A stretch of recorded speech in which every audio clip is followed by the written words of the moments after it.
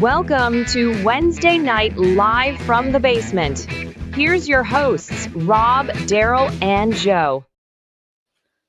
Good evening, ladies, gentlemen, children, cats, dogs, and whoever the hell else is watching.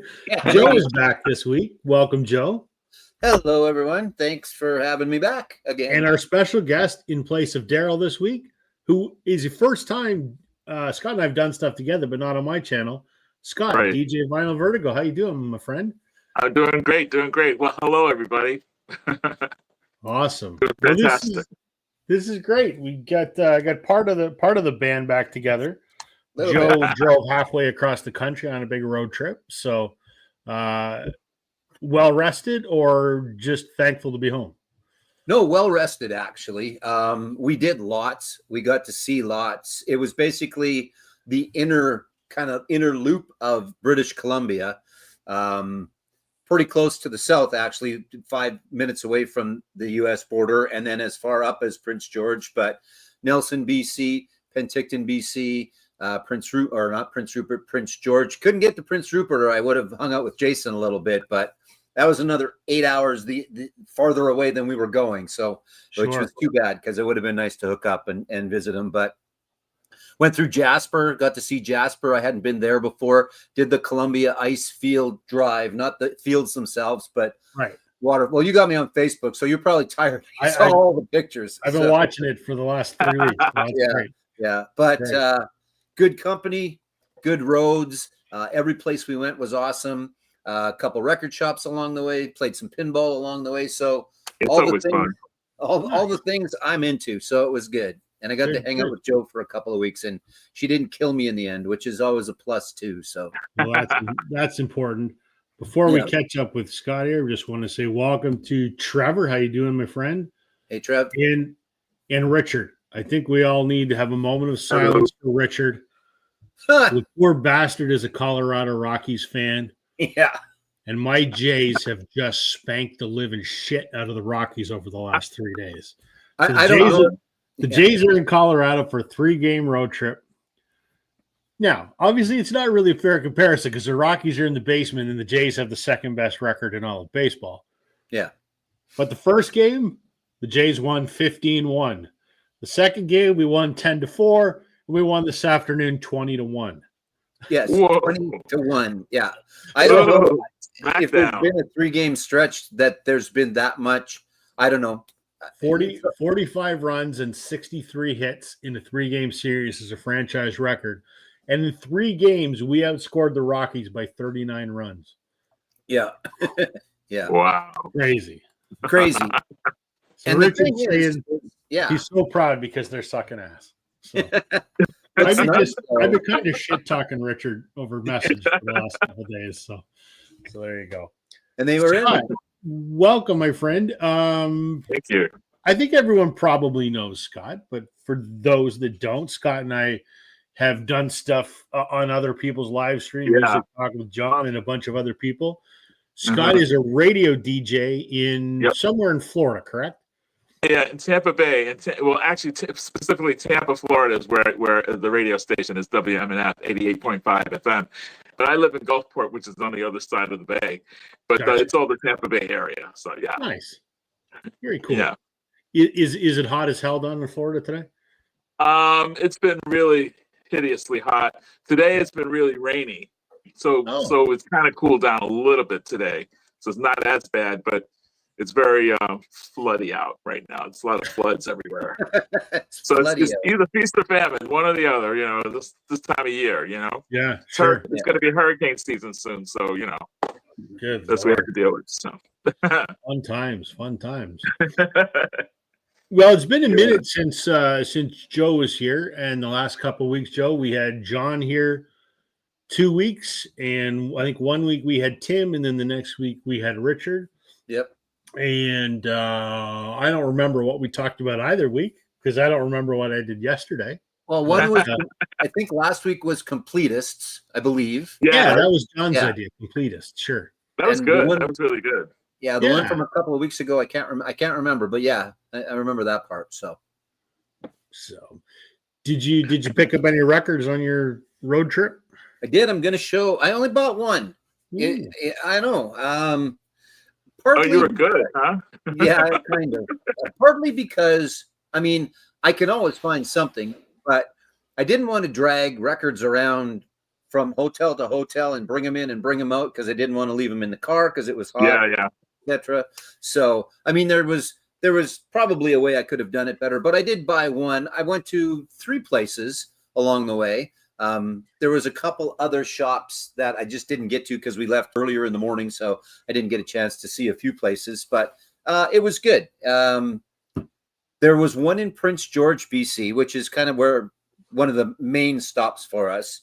It was a smaller shop, but he said it was hard. It was hard to find collections up there. It's hard to be a record store owner because although there's 180,000 people in Prince George, it just didn't equate to a lot of collections out there. So the gentleman that owned it was awesome dude. He said he had to travel, so he'd have to shut the store down for a few days and then maybe travel to like an Edmonton or a Calgary or even down to Vancouver, buy something that he's come across and then bring it back up. But you'll be sad to know, more than once in like 2 of the 3 places, cassettes were brought up. Again, oh no! I know. He said what is the world coming to? I know. He had a lot of CDs, and I get the CDs. Sure. Right? Still a physical. Well, it still is a cassette, but I mean, I guess if you've got one of those old Nakamichi tape decks that sound really good, but the cassettes just got beat to hell so quickly. So it's really nostalgia, I guess, more than anything. Plus, for him, it might have been the cassettes because he had a decent selection of vinyl. He had a lot of new. He didn't have a lot of used. But what's your take on cassettes, Scott? I have nightmares of splicing machines. The splicing things. I used to always have to fix tapes all the time. Sure. And that never really worked that well anyway. So I just hated it. I hated tapes, But I think a lot of young people, like getting into physical media, really dig cassettes. Because I know there's a lot of bands that they have cassettes at their tables now. Yeah. I'm starting to notice that. And I think for certain bands, like the 80s hair bands, they're so hard to come by-ish, kind of, and so sought after by that group. They'll take it whatever format they can get it. So if they can find an Iron Maiden cassette, they'll take an Iron Maiden cassette until they find an Iron Maiden album, I think. So it seems like that. Yeah. I just don't like them. Yeah. I was doing that. And I know exactly what you mean. I'm old enough that when I was working at the radio stations, the editing that we had to do if we screwed up when we were doing production was splicing the tape. You had to go back, you had to cut out the part that you screwed up and splice it all together and get the commercial in the end. It made you want to be better and not make mistakes. So you didn't have to splice and do a bunch of stuff, but pain in the ass. And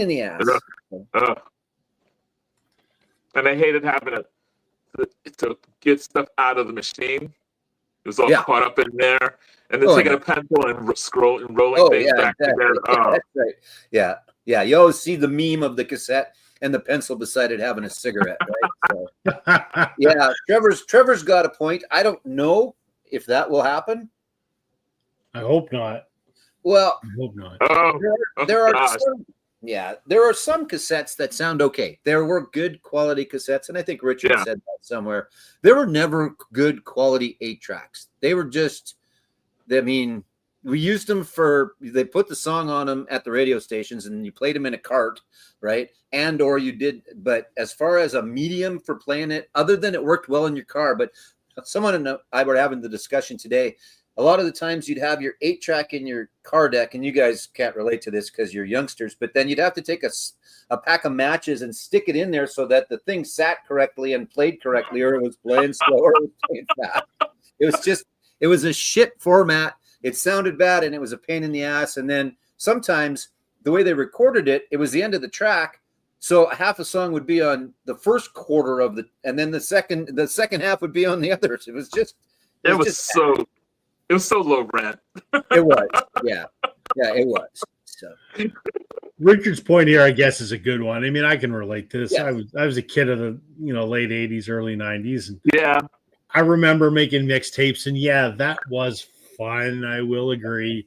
Yeah. And waiting for your favorite song to come on the radio, or just ready to hit record the minute. Yeah, exactly. I can understand that from a nostalgia standpoint, but to somebody that's new, like somebody who's 15 or 20 today, I cannot fathom what the appeal of a cassette is.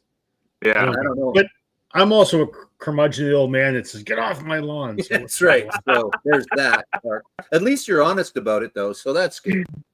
I embrace my inner senior citizen. Yeah. The mixtape thing does make sense. I remember when I used to have parties, I used to make party tapes. Yeah. I remember that. So that way you didn't have to worry about it. You just put stuff on and just let it go, Yeah, there you go. And it's nicely mixed. But there was a time in the 70s, as I date myself a little bit, and I didn't do it, but I know there were lots of guys that had reel-to-reel players. So they would buy the album, they'd put it on their reel-to-reel, and so then they'd end up with 3 or 4 or 5 albums on a reel-to-reel, and they would play that and put their pristine vinyl away. Those are the collections you want to find. The guy that recorded it once on reel-to-reel and then never listened to it again on vinyl because he had it on. Because there was some good sounding, those TX that were back in the day. Yeah, reel-to-reel was great. I got a reel-to-reel machine. I wish I still had them. I had them in New York when I worked at a music school that was also a publishing house. And we had reel-to-reel tapes. And when the company moved, they didn't want to bring those big, heavy machines with them. So they said, "Oh, we're going to just leave them here." And I said, "Can I have?" And I said, "Yeah, take whatever." So I took 2 of them with me. Yeah. They sound awesome. They can sound really good. Yeah. But when I moved to Florida from New York, I didn't bring them with me. I gave them away. I wish I had kept one. I really do now. Yeah. They're heavy, though. Yeah. Oh, for sure. Yeah. The good ones. Right, there were some lousy ones like we used to have in school because schools used a lot of reel-to-reel tape stuff. Yeah, but. I did this too. As Record Hound says, I made some mixtapes from vinyl back, when I was, however old I was back then. I remember doing that for sure. But I was also of that first generation that had the capability to make CD, like mix CDs. Burn CDs, yeah. Right. I used to burn. First person I knew that had a CD burner. I jumped all over that. So So there was the time you used to give the girl the mixed tape, the mixed cassette, then you gave her a burnt CD, and then I don't know now, do you put it on a USB stick or I think you make a Spotify playlist, I think, don't you? Yeah, that's what you do. And you just, I don't know. I'm old and happily married, so what the hell do I know? Yeah, I don't have to worry about making a mixtape for anyone, but so Oh, well. Yeah. I guess I kind of do that every week, I guess, because that's how I plan my show. I plan my show with Spotify. So I just make a whole list and I send it over to the studio. So that's cool. Yeah. And they just have it set up. You just press a button and away you go. Or? No. Well, actually, we have like apps on our computer system in the studio. So I just email it to our studio email address. And I go into the emails, I click on the link, and it pops open on Spotify. Perfect. And that's it. So all I have to do is press a button, just click on it, make sure my levels are correct, and I can just play the music. Yeah, that's great. That's good. Pretty easy.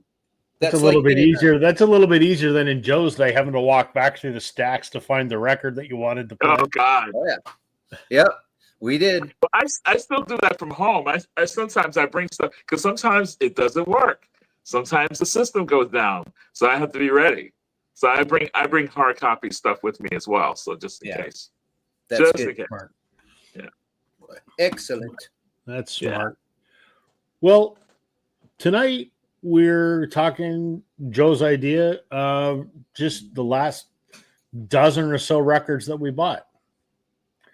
Nothing deep, nothing sophisticated about it, but whatever. Yeah, for sure. Why not? I've been busy as hell this week and I couldn't come up with an idea. So I'm like, yeah, why not? Let's do it. And I knew I had a nice stack over there of this new stuff that I bought that I hadn't listened to yet. So yeah, it's partly lazy. Plus it's, it's effort efficient. Let's call it that. Perfect. I love it. That. Exactly. That's good. So, Richard's got one comment here. What did I say? He's saying he puts all his downloads on flash drives for the car now. Yeah, sure. I don't don't stream at all. I mean, I did a whole video about how I manage my digital library, and I have all my entire digital library on the biggest USB stick I could find, and it's in my car. It's backed up on a server here in my basement, but yeah, I do this a little more sophisticated version of the same thing. So there we go. All right. Oh, here's Music Talk with John. How you doing, John? Welcome. Hey, I thought John. you had a meeting, John. I thought you were busy. He's in his meeting. It doesn't mean he can't listen to us. Oh, yeah, fair enough. There you go. Maybe there you it's a boring ass meeting. Could be. Aren't all meetings boring ass meetings? I got a whole day of Yes. them lined up tomorrow. I have Teams calls from morning till end of the day. It's crazy. Yeah, I suppose that's true. Yeah.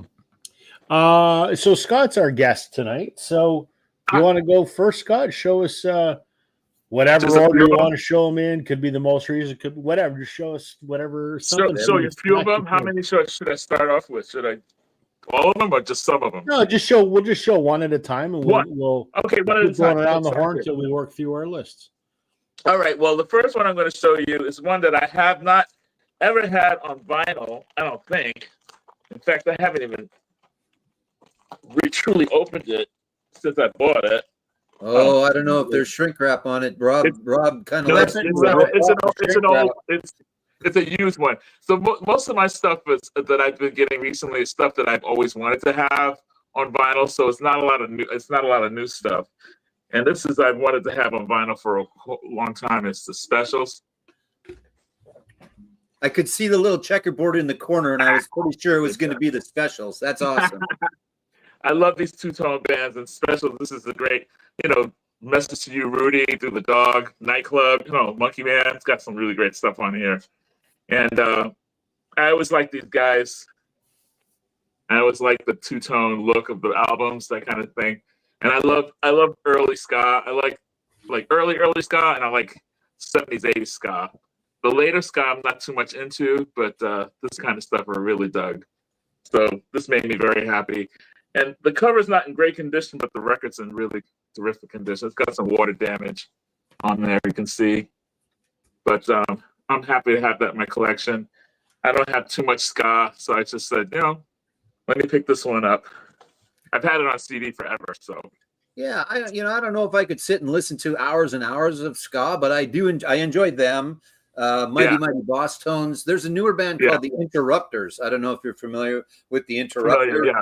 I like them. So I mean, there's a lot of that I don't even know about, but that's a great album. That's a fantastic album. It's really cool. I love this stuff. Though. They were one of my favorites. Yeah. Then the special AKA, all the spin-offs from them, really good stuff. Yeah, for sure. All right, Joe. I'm up. All right. So this is the one that I bought on our road trip. I had a chance to see, I think I've mentioned to you before, Rob, and I've probably mentioned him before. There's a gentleman, his name is Stacy. He is either the reason why or the fault of why I do what I do now. So I always had records. I've always that. But about 15 years ago, he goes, you should start buying more records. Or I don't know how it started, but he's the guy. Anyway, he is a big Julie London fan in her lovely fur coat. And and this one was in a place called Pack Rat Annie's in Nelson, BC. And Nelson, BC, you could see a dude wearing a three-piece suit walking down the street, and you could see the hippiest of the hippies walking down the street and everything in between.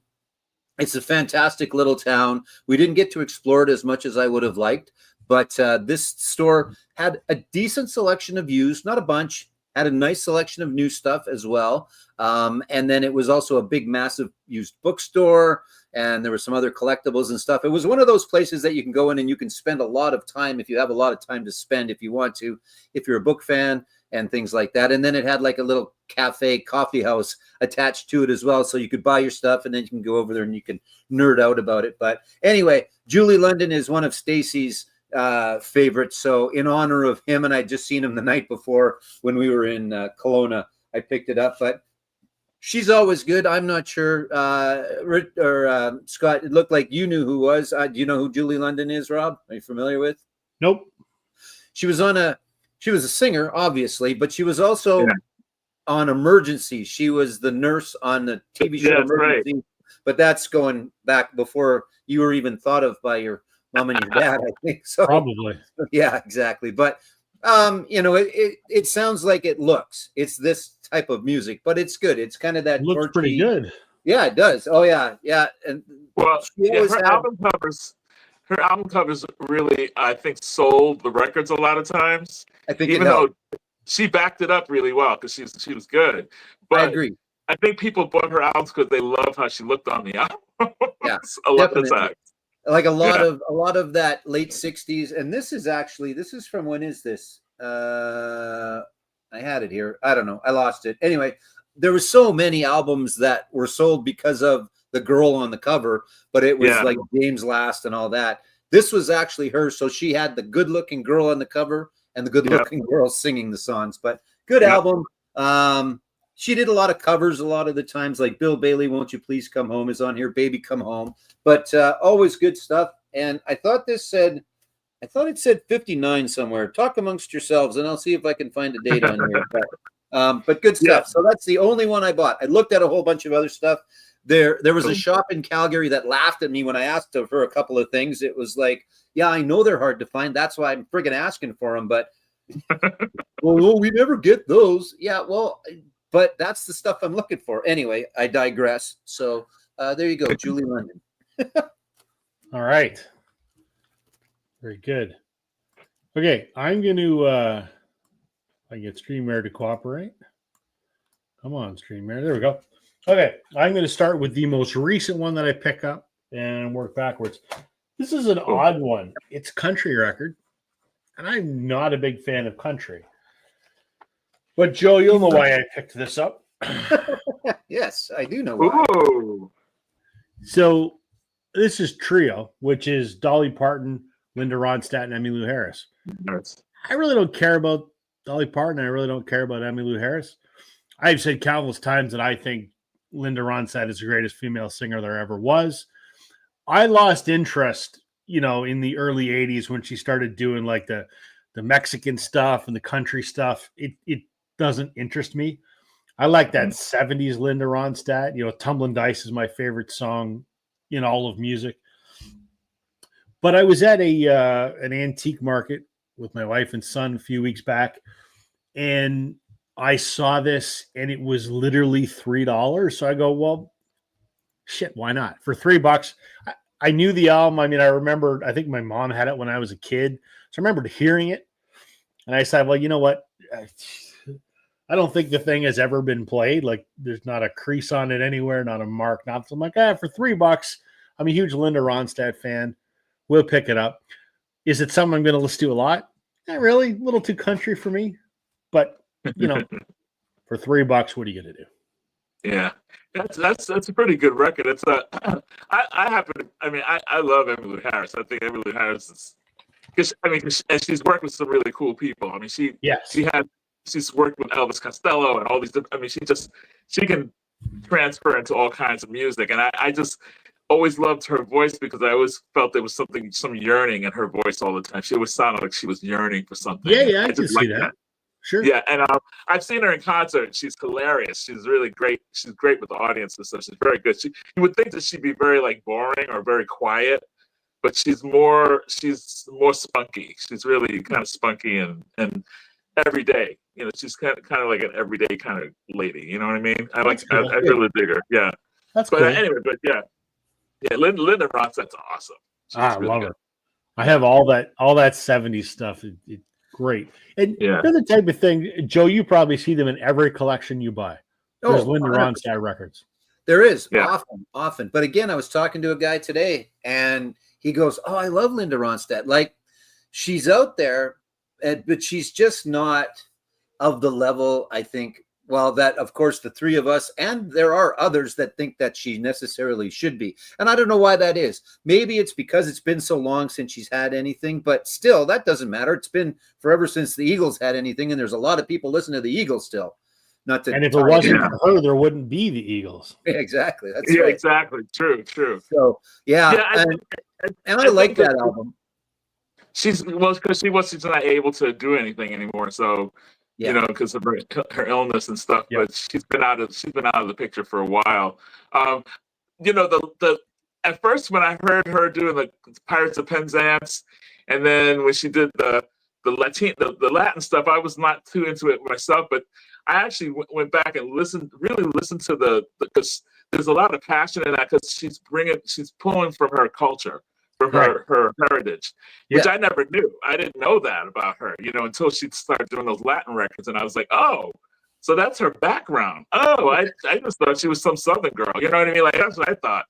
But once you start really listening to how she's putting forth the vocals on those things, I mean, she's pulling her ancestors through on that. So it's kind of cool, even if it's not the thing that you would throw on the turntable all the time. When you do listen to it, you can really hear her channeling her ancestors. It's pretty cool. I have no doubt. I mean, that voice is incredible. So I imagine whatever she sings would be great. Yeah. So she can sing the phone book and just like give you chills. Exactly. Yeah. Record Hound Joey's saying Julie London had a big hit with Cry Me a River. The biggest version after that was Joe Cocker. Was Joe Cocker, yeah. And this was 1968. I'm not sure where I got 59 out of, but hers was a little different though. Yeah. So I was 3. Look, it even comes on. It even has its own inner sleeve that says London on it. So anyway, good stuff.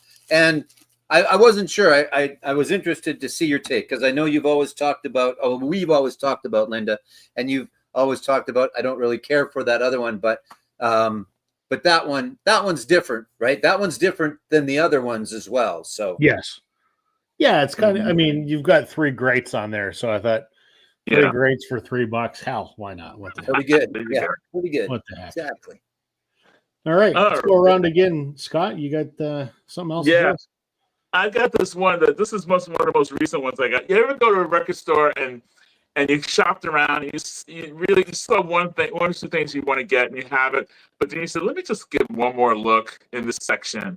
And you start looking through this miscellaneous kind of section, and then all of a sudden you see something that you didn't even know existed, but it's like an artist that you went like, whoa, like, I gotta have this. I'm so glad I went back. And I found this. It's an artist from Ireland by the name of Boyd Vance. And this record's called Hope. I didn't know anything about it. But Boyd Vance, just to give you a little back, he's an Irish singer-songwriter, very soulful. Think more like a modern Van Morrison. Okay. Yeah. Not as gruff as Van Morrison, really soulful, more like a Teddy Swims soulful, or that kind of thing.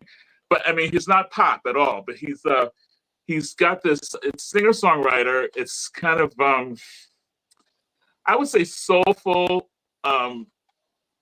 quiet pop rock kind of thing, and I really dig this guy. He writes really interesting lyrics. Sometimes he gets a little social, but a lot of times it's just love songs or just songs about his background, his growing up, that kind of thing. They tend to be kind of sad sometimes, or sometimes kind of sarcastic and angry. But I really dig Boyd Vance. He's got this attitude that's really cool. I love the cover too. It's really cool. It's a double record, and it's called Hope. I've only listened to like a couple of tunes on it, and I already love it. If you like singers like Rag and Bone Man or Mark Broussard or like what I said, Teddy Swims or Chris Stapleton, but Irish, with more of the Irish kind of thing going on. He's the man. He's cool. The man. He would definitely do it for you.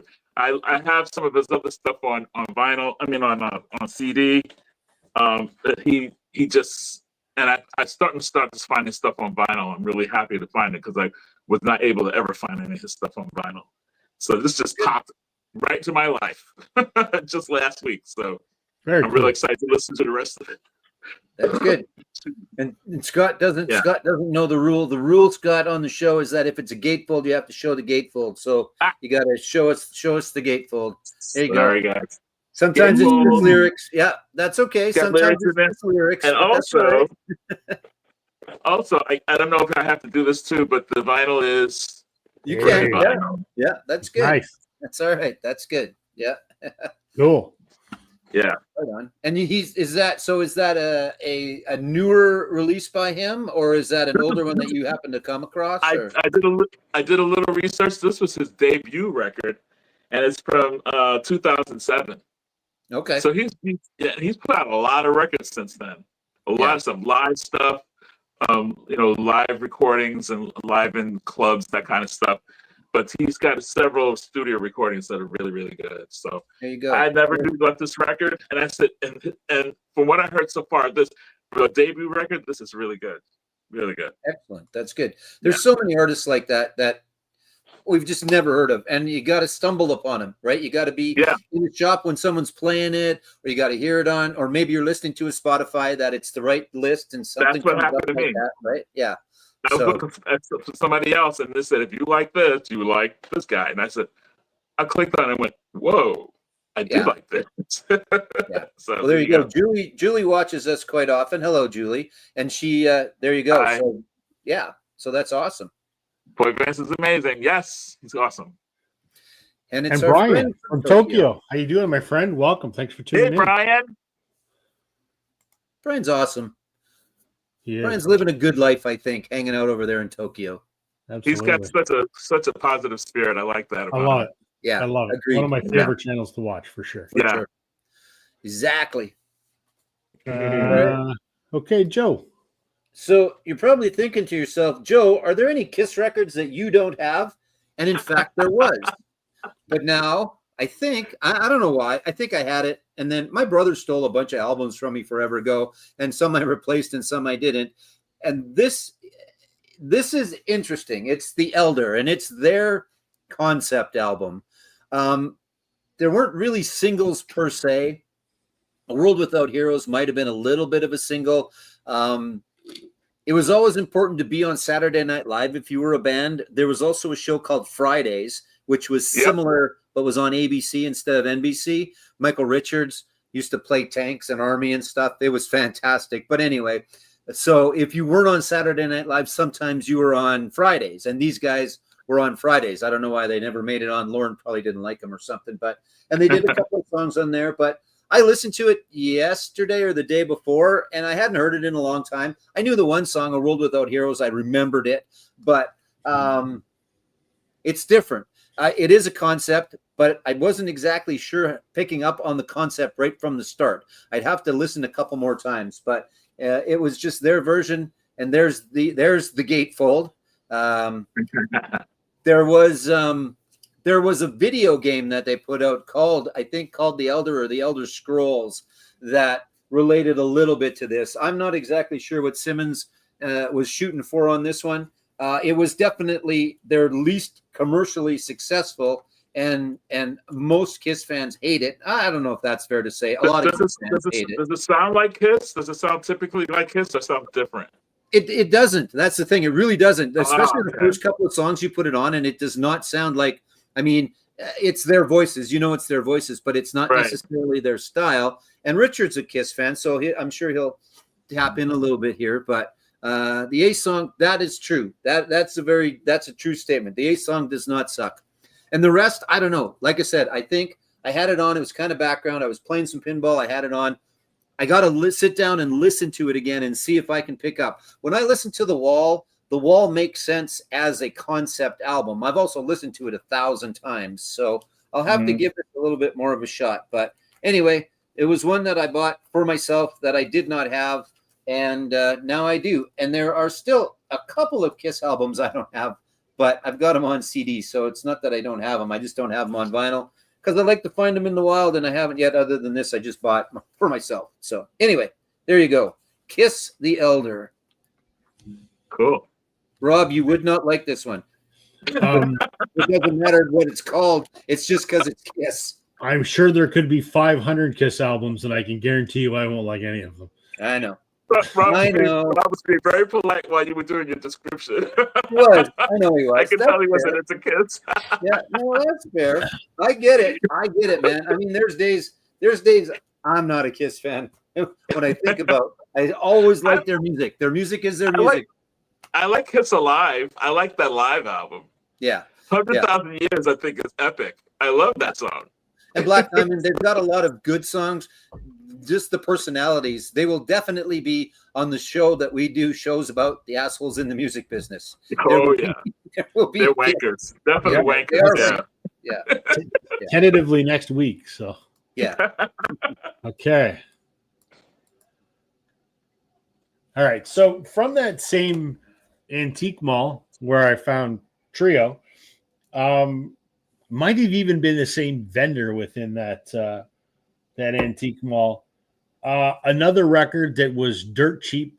It was $2. I've never heard it before. Not familiar with this guy's solo music. Joe can probably say way more intelligent things about it than I can. But Little Steven, Voice of America. Yeah. I mean, I'm a big Springsteen fan, and I respect the hell out of this guy as a guitar player. So, Little Steven and the Disciples, I didn't know what it sounded like, so I figured, well, for $2, why not? That's great, $2. And I think my verdict is it's okay. Yeah. Right? He was never going to do it as his own guy, but as part of the E Street Band and with Bruce, he, as you said, he's really, really good. Yes. And he's got 5 or 6 albums. Like, I think he was around before there was the E Street Band, and then he just kind of came into the E Street Band. I think that's off the top of my head. So if I'm wrong, nobody can give me grief. Well, he was playing with Southside Johnny before he was playing with Bruce. Yeah, and then Southside Johnny and the Asbury Dukes, they kept on going for a long time too, right? So there they were still going up until I think last year or the year before when Johnny retired. And it's good stuff too. I like their albums. They're good as well. I mean, Bon Jovi, there's that whole Jersey thing going on, right? And Steven fit into that. He's just much better with Bruce than without him. So, but that a lot of times that's the case, right? So, yeah. He tours by himself sometimes. He does tour by himself sometimes as well. So Yeah. So I guess I'd call this a blind buy. Sure, that's all right. Try something different. You can't go wrong for $2, and I like what he's done in the past. So, I think I'll listen to it occasionally. But if I didn't have it either, it wouldn't be the end of the world. So it's not a desert island. Yeah, no, not even close. No, Florida. Not even close. It might even be one of those that 6 months from now, as I'm looking through I'm like, oh, I forgot I bought that. I think it might be one of those. So yeah. One great thing about Little Steven, though, is Little Steven's Underground Garage. That was a great show. A lot of great music that he used to play and come up with. So that was fantastic. I like I said, I've got a couple of his that don't hit the table often, but I don't hate them either. So right. Devin, how you doing, man? Thanks for joining us. Good day, sir. Hello. From Saskatoon. Yep. Few comments to catch up on here. We'll go here. John says, I saw you holding up the Elders in the video for it where Gene Simmons sheds a tear at the end. Heroes or something? Yeah, that's right. Yeah, A World Without Heroes. Richard's clarifying A World Without Heroes. So yeah. They also, like I say, that's the song they did on Fridays, but there was also a video for it. A poorly done video, but I would shed a tear if I had to watch a Kiss video too. So sorry, Joe. I'm just chucking shit. It's all in good fun, my friend. That's not a problem. So, hey, if I couldn't take taking shit about Kiss, then I mean, because I've been forever, right? I mean, they are definitely a band that a lot of people either love or hate. They are very polarizing. Let's put it. So, exactly. Definitely.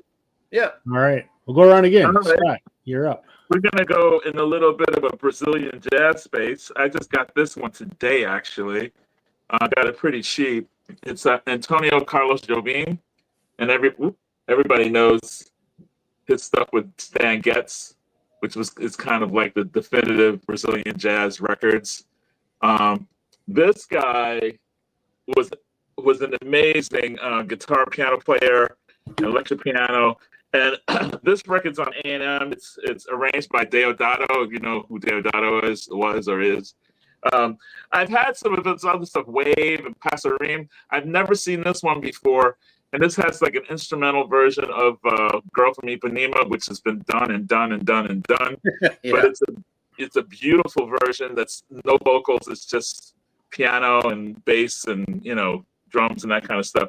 Ron Carter plays bass on this one, which gives it such great, you know, clout. And also Joe Farrell is also on bass flute and soprano sax and stuff. And this was recorded in 1970, and it's a Rudy Van Gelder, you know, recording. It was in studio. He engineered it. So, and it's a gatefold. And there is Jobim. Jobim had a really. There's no vocals on this, but I always liked Jobim's voice because he's got that baritone, very quiet baritone, and he sings in Portuguese and really cool. I absolutely love. I went through a period where all I was listening to was Brazilian jazz music and Brazilian pop music and stuff. In the early 2000s, that's all I was listening to, and bossa nova and all that kind of stuff. Because I wanted to go to Brazil and hang out in Carnival and jump around and all that stuff. That was my fantasy. You know, I wanted to wear the feathers and do all that kind of crazy stuff and party on the beach.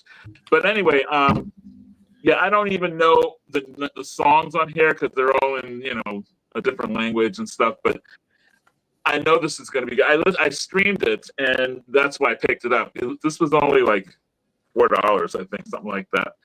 It's in really good shape. It's a cutout, but the record's in great shape, and I was really happy to get this because I've had stuff, like I said, on CD. So I'm starting to pick up Jobim stuff on vinyl, and I'm always really satisfied with the sound quality, and the musicianship is just so good, and it just takes you somewhere. It takes you to Brazil. It's just really beautiful. That's so good. This is called Tide. Very nice. Good one. Very cool. Yeah. Record Hound's pointing out that there's a rare 8-track that is Sinatra and Jobim. Apparently, Frank didn't want it released. That's one of Sinatra's best records. It's incredible. I'm serious. It's. I believe. He really takes a lot of vocal chances on that, and he's a lot more. I don't know. It's just a very thoughtful record. It's well recorded. It's really beautiful. Yeah. I always enjoy. I like Frank, but Frank was very. I don't know the right way to put it. Frank sang in a style, but are you saying he was like a little more relaxed of a Frank Sinatra? Is that on that album? Like, did he kind of, you know, he wasn't doing that type of stuff? It wasn't like this. It's not like that at all. He's actually he really gets into the whole Brazilian thing, and he sings in English, but it's got a different feel. It's just a different Sinatra. It's really nice. Yeah, that'd be great. Really, that's good.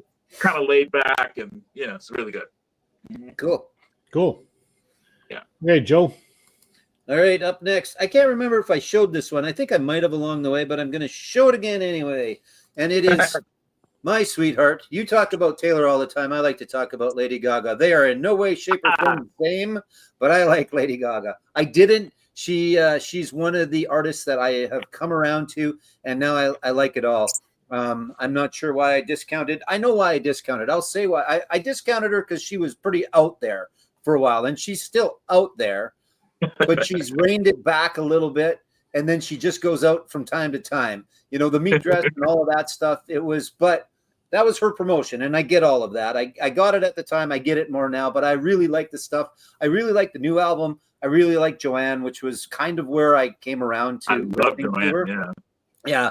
I mean, I think that probably gained her a lot of new fans. I think Joanne did a little bit, maybe. Of course, the movie made a big difference as well. But I liked the album after as well. So it's all good. Anyway, this is LG, and there's a good picture of her on the inside. She's even up on the wall now. She replaced David Bowie. He's over there, actually. She didn't really replace him. She just moved him a little bit. So is that one Born This Way? Is that what that one is? Yeah. Okay. And then it also has the bonus. This is the 20th anniversary or something along the lines of that. It's got all the other cool pictures and stuff. So, I don't know. I don't know if I shouldn't say there's not many 60-year-old white dudes in Canada that necessarily listen to Lady Gaga, but I am one, and I'm proud to be. So it's good stuff. I always like it, and she's even the early dance stuff, Poker Face, and especially Poker Face and a couple of the others. They're rock songs. They just happen to have a lot of dancing going on. They really are. I mean, they're very easy to turn into a rock song. So early on, I kind of tossed her off early on. I was like, nah, she's like just one of these teeny bopper things, whatever. Yeah. And then I saw her on, I think it was VH1s or whatever it was, and she was sitting at a Baby Grand, and she was singing. I think she was singing Paparazzi, or it might have been Poker Face, one or the other. And she was saying, she was not just saying, she was singing. You know what I mean? Yeah. And she was getting down. And she was playing piano like unbelievable. I was like, wait a minute, this chick's got something going on here. What's with this record? She should be doing this stuff. But then I listened back and I really got into it. And I like the Bad Romance album a lot. I think that one's really good. There's a song called Teeth that has like an Indian beat to it, like a Native American sound to it. It's a really rocking song. I love it. It's called Teeth. So good. Yeah, I like her. This one's got You and I on it as well, which is another one of my favorites from her. Just it's good stuff. And again, she surprised me. You strip away all the other stuff. She's a super talented performer. Super Bowl, she was fantastic. She's on Saturday Night Live. She does that stuff. She's funny, stuff like that. So I've really been around. So cool. Cool. All right. Your turn. The next most recent, or previously recent, whatever.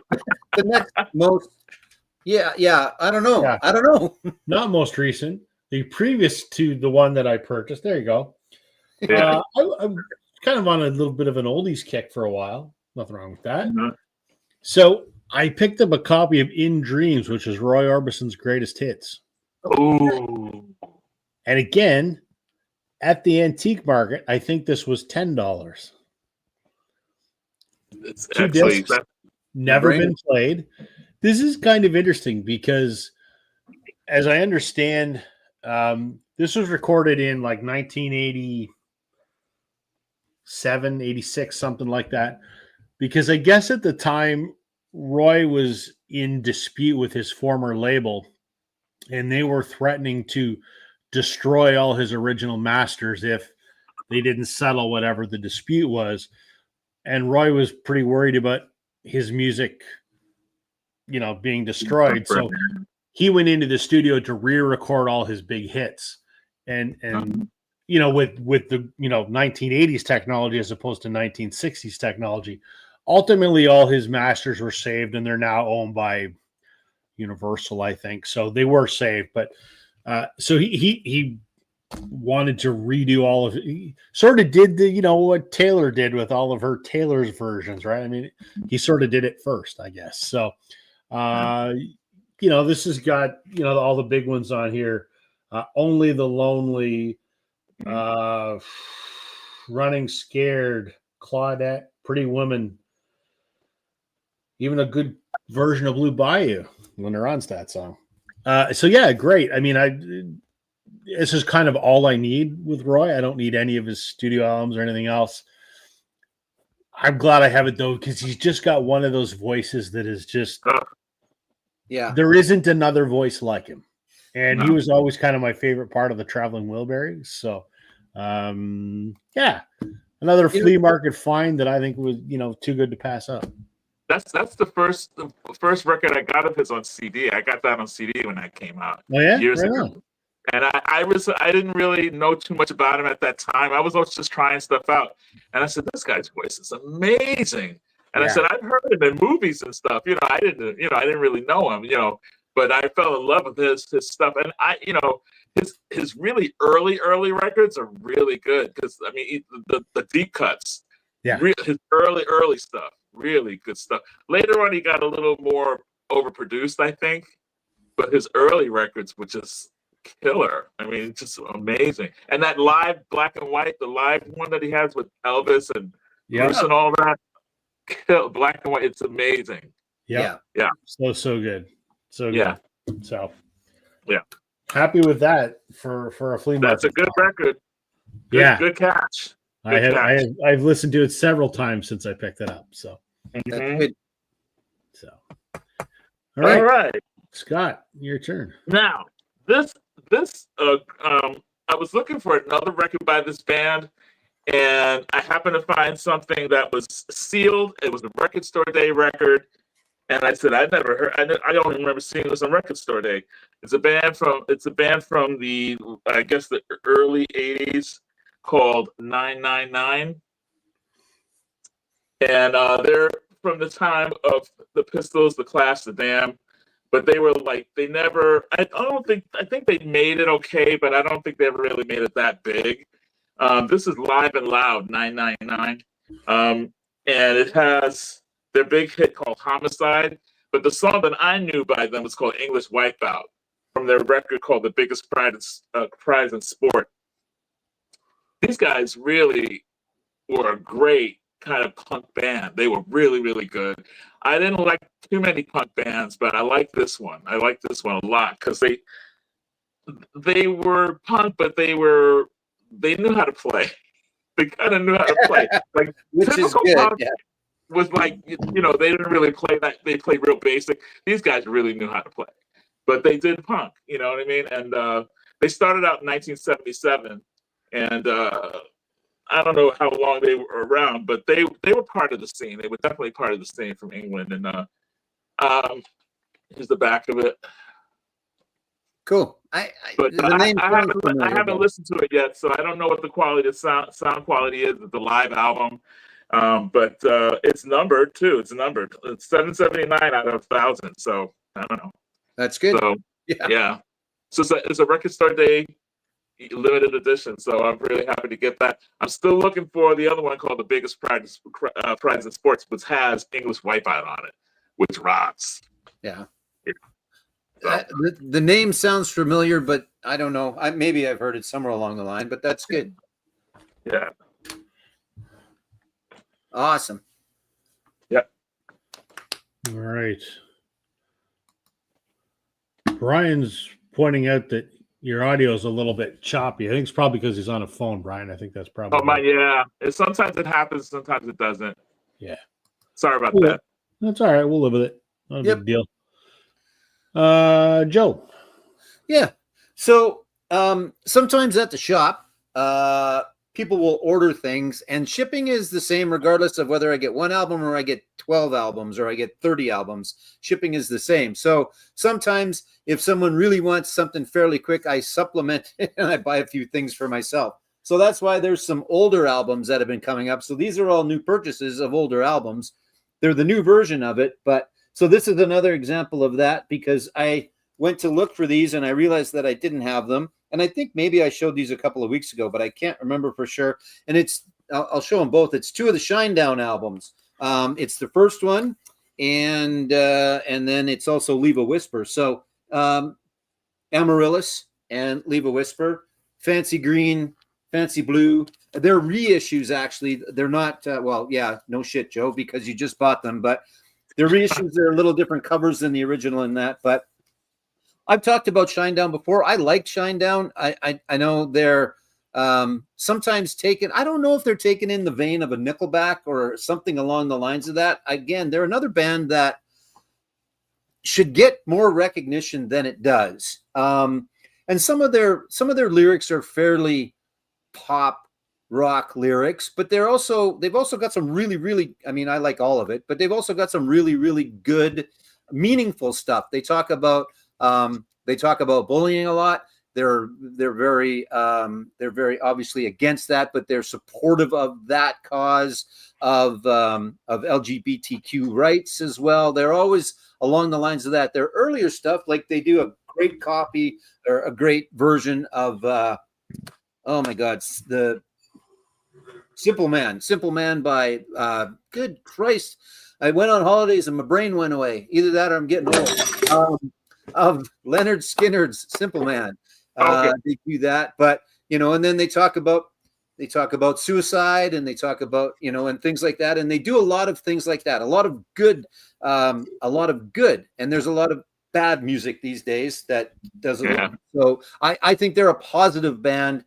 And I really like them. So that was a long way of saying that I really like them, but they're good. And these are a couple of very good albums. And I think if I was around last week and the completest, I have all of their albums. These are two that I thought I had, but I didn't. So I just really like them. My son really likes them as well. We've seen them together a couple of times, and sometimes that rubs off a little bit when your kid likes it a little bit. It helps. So he's a big fan of them as well. And we've had the Nickelback argument before, and we're not going to start that. But I've always said, if nothing else, and I don't hate Nickelback, I kind of like them. They always had great bands open for them. And that was where I first saw Shinedown, was opening for Nickelback. So they've got that, if nothing else, for me. And I know they have nothing for you, Rob, but. Well, I'll put it this way. If I paid 5 cents to see their concert, I'd want a Nickelback. Not your Nickelback.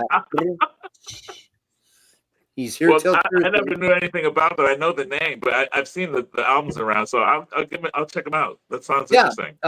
They've got a brand new one coming out in the next little while. There's a couple singles out already. 365 is the most recent single, but lots of good stuff. And then if you want just a rock and roll song, the one from the Expendables, from the first Expendables, is really good. Diamond Eyes is a great rock song, and they put on a fantastic show live. They're really good live too. So anyway, there you go. Cool. All right. Okay. All right. This is something Joe knows all about, because I was a big fan, and I am becoming a massive fan. When this came out recently, I had to spring for, pun intended or not intended, I had to spring for Springsteen's Lost and Found. I couldn't do what Joe did and buy the big box set, because this was a little too rich for my blood. But yeah, I did it. Did you? Yeah, I have it. Well, both of you guys have it. I haven't even listened to it yet. Oh, shame. I know. Ask Scott if he's ever met Bruce Springsteen. Have you met Bruce Springsteen? Yeah. Oh, I got to hear this in a minute. Yeah. So, I mean, I'm preaching the choir to you guys. I mean, I don't know what that sounds like. Did you listen to it? Oh, countless times. It's exceptional. It's really, really good. I mean, I can't differentiate which of the albums these came from, because I don't know what the 7 lost albums are. To me, this is just, 4 sides of vinyl, and it's all really, really good. I really loved Repo Man and Detail Man. Those songs were they grabbed me, and I just thought they were absolutely incredible. But, it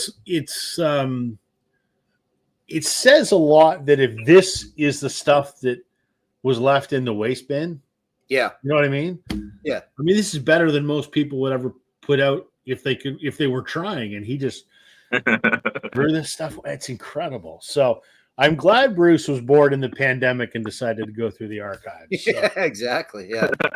Yeah. It's a gatefold, so I got to show it. And I love this picture because it's Bruce and a bunch of guitars.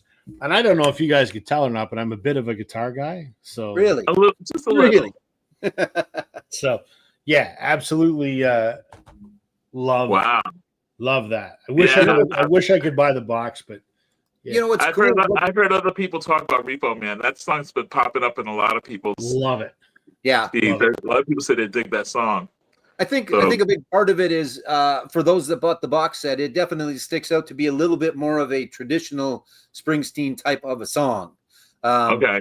But the compilation, or whatever we want to call that, is a fantastic way to go, because those 8 albums are fairly different. Each album really has its own sound. So you get a nice variety of all of the different sounds on those 4 sides of record, right? You know what it is? It's when you go to the smokehouse and you get the combo platter where there's a couple ribs, a couple wings, a little bit of brisket. You don't fill yourself, but you get enough that you're satisfied. Yeah. And it's satisfying. Yeah, exactly. I went to a barbecue buffet in Kamloops, and that was the redeeming quality of Kamloops. Oh, I didn't hate it there, but oh man. Anyway, sorry, I digress. Well, I'll tell you the short story about the Bruce Yes. Springsteen thing real quick, and I apologize for the breaking up of the my voice, but back in 1988, I had gotten a job singing for a Japanese pop star in Japan. I had just found out I was working at this place, and I got a phone call saying, we're hiring you to sing backup for Hiromi Goes. And I was like, it was an audition I did like a month before. So I was real excited. I was on cloud nine, walking down the street in the Village in New York City after work. It's like, oh my God, I can't believe I got this job. I'm going to be going to Japan. I'm walking down Greenwich Street, and who's standing there with packages in his hands, with a leather jacket on, standing outside of a woman's clothing store, but Bruce Springsteen. Patty was inside the store shopping, I guess. No, yeah, I've heard this before. Yeah, but yeah. wait. And I go up to him and I punch him in the arm, and I go, Bruce. Yep. I said, what are the odds? And he looks at me, he's like, yeah, like, whoa, like, And I said, I'm so sorry. I said, you don't understand. I said, I just got a job. I said, maybe you will understand. I just got a job going to Japan to sing backup for a pop star over in Japan. And he goes, oh, that's cool. He goes, maybe that's why you're so excited. That's really great. So we started talking and all that. And he gave me some tips about how I should carry myself over there, what I should be doing, what I shouldn't be doing. He goes, get your rest, don't party. Just, you'll thank yourself every day if you don't go crazy, because you're going to be working your ass off on that stage. And he was absolutely right. He was absolutely right. But it was really cool to meet him. It was the best day of my life. It was just, I got a great job, and I bumped into Bruce Springsteen in the street and had a conversation with him. He's just standing out there waiting for Patty like he's nobody. He's holding packages. Yeah, he's the husband holding the packages. Yeah. Holding bags for Patty. The best part for me, besides all the the info he gave you, is punching him. It's like, hey, Bruce, how you doing, man? I punched him, but I punched, but he knew it wasn't like I was. Yeah, he knew I wasn't attacking him. Yeah. He knew it was more like, shut up, like, Hey, did you know you're Bruce Springsteen? I probably said something stupid like that. Like, why are you here in front of me? Like, what are you doing in the street? Like, yeah, you should be in a limo. Wow. Pretty That's cool. a fantastic story. I love that. Oh man. Yeah. Bruce Springsteen. And you were a fan too, if I remember correctly. It's not just that, hey, it's Bruce Springsteen, but you were a fan as well, right? So because the first time I ever saw Bruce Springsteen, I didn't get to meet him, but it was at the Stone Pony. I was on vacation in Jersey. Yeah. I'm not kidding you. I was in Asbury Park, and we were going to the beach and the Jersey Shore and all that kind of stuff.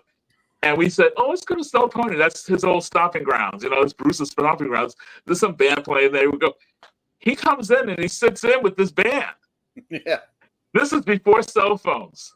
So he did 3 songs and shot out of there. I'm gone. And we're sitting there with our beers, and we're like, did that just happen? Exactly. Yeah. I mean, we were just, the whole time we didn't say anything. We just kind of stood like, is this for real? Like, is this for real? Like, And he, as quickly as he came in, he was out. And and he knew that for a fact that he couldn't stay, because if he stayed, the place would have been mobbed probably. You know what I mean? But like, I guess he was home. I don't know. He was visiting people. I don't know. He was not on tour, and he just decided to go into his old stomping grounds and sit in with this band, this house band, and Wow. yeah. So. That's 2 times, incredible. but I didn't get to meet him that time. That was just like, I just got to see him, to view him. Like, Still, yeah.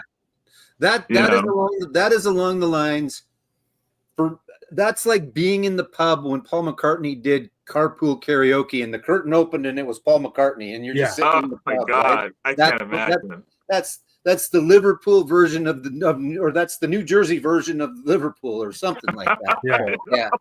Yeah. Jeez. It's crazy. It's awesome. That's incredible. Wow. Yeah.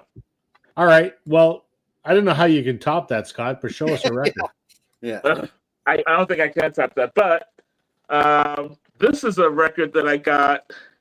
The cover's in horrible shape, but I love this man, and I love what he's done in the past. And this is a group that I really dug when I was a little kid. And this is a comp called The Impressions with Jerry Butler and Curtis Mayfield. And these guys, I don't know if you know these guys. I mean, you know Absolutely. their stuff, for sure. My dad was a big fan. I heard that stuff a lot growing up. Yeah, this has a bunch of stuff on here. It's got People Get Ready, of course. Yeah. It's got Amen. They sing Gypsy Woman on this, For Your Precious Love. They also do Moon River. Yeah. I can't wait to listen to that. And they do a version of, I don't know if this is the original or I don't know if they redo it or whatever. It's probably the original. Superfly and Freddie Dead is on here as well. So it's just a comp. And it's got the whole story here. Again, I haven't listened to this yet. I buy too many records and it's really hard to catch up. Yeah. But yeah, the cover's not in great condition, but the records are pristine. And I couldn't pass this up. It was really cheap and it had everything on it. So, and I'm a big Curtis Mayfield fan, huge Curtis Mayfield fan. I just thought that he's kind of like, I was telling somebody the other day that I thought that, and some people might find this to be kind of sacrilegious to say, but in the Black community, in the African American ideology, I should say, Curtis Mayfield is like the Bob Dylan of the African American experience. Yeah. You know what I mean? I mean, he wrote such poignant songs about our life, about growing up in the ghetto, of living through civil rights movements and all that kind of stuff, and also the drug stuff that happens in the neighborhood and all that kind of stuff. He just pinpointed that stuff and wrote about it in such a non-judgmental way, and just a very picturesque kind of way. He just put it out there.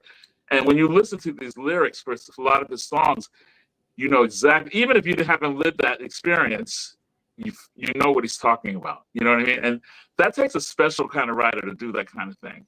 And I think Dylan does the same kind of thing. I mean, Dylan has spoken for so many people, and even if he didn't want to, he did. Sure. He's always said, I speak for me.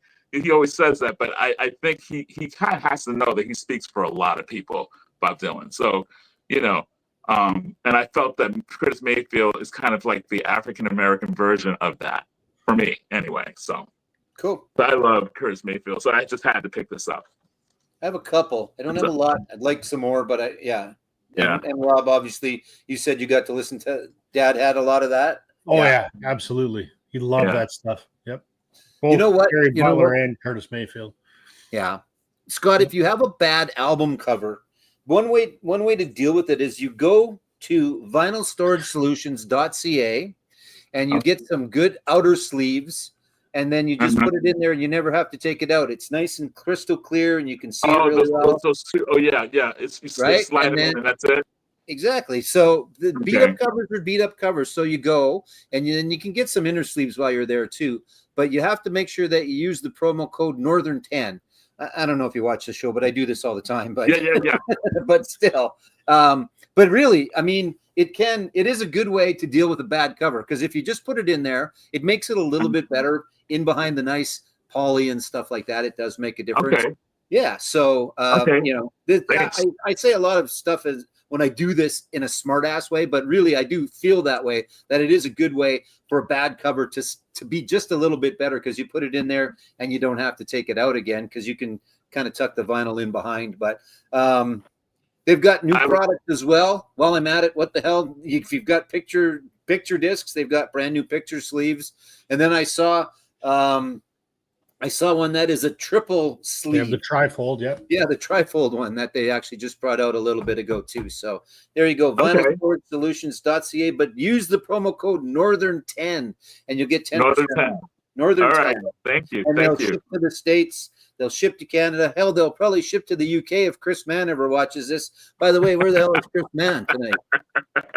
I think he's got a new job, so he's probably in bed Oh, sleeping. yeah, that's right. Exactly. Probably in bed sleeping. So Yeah.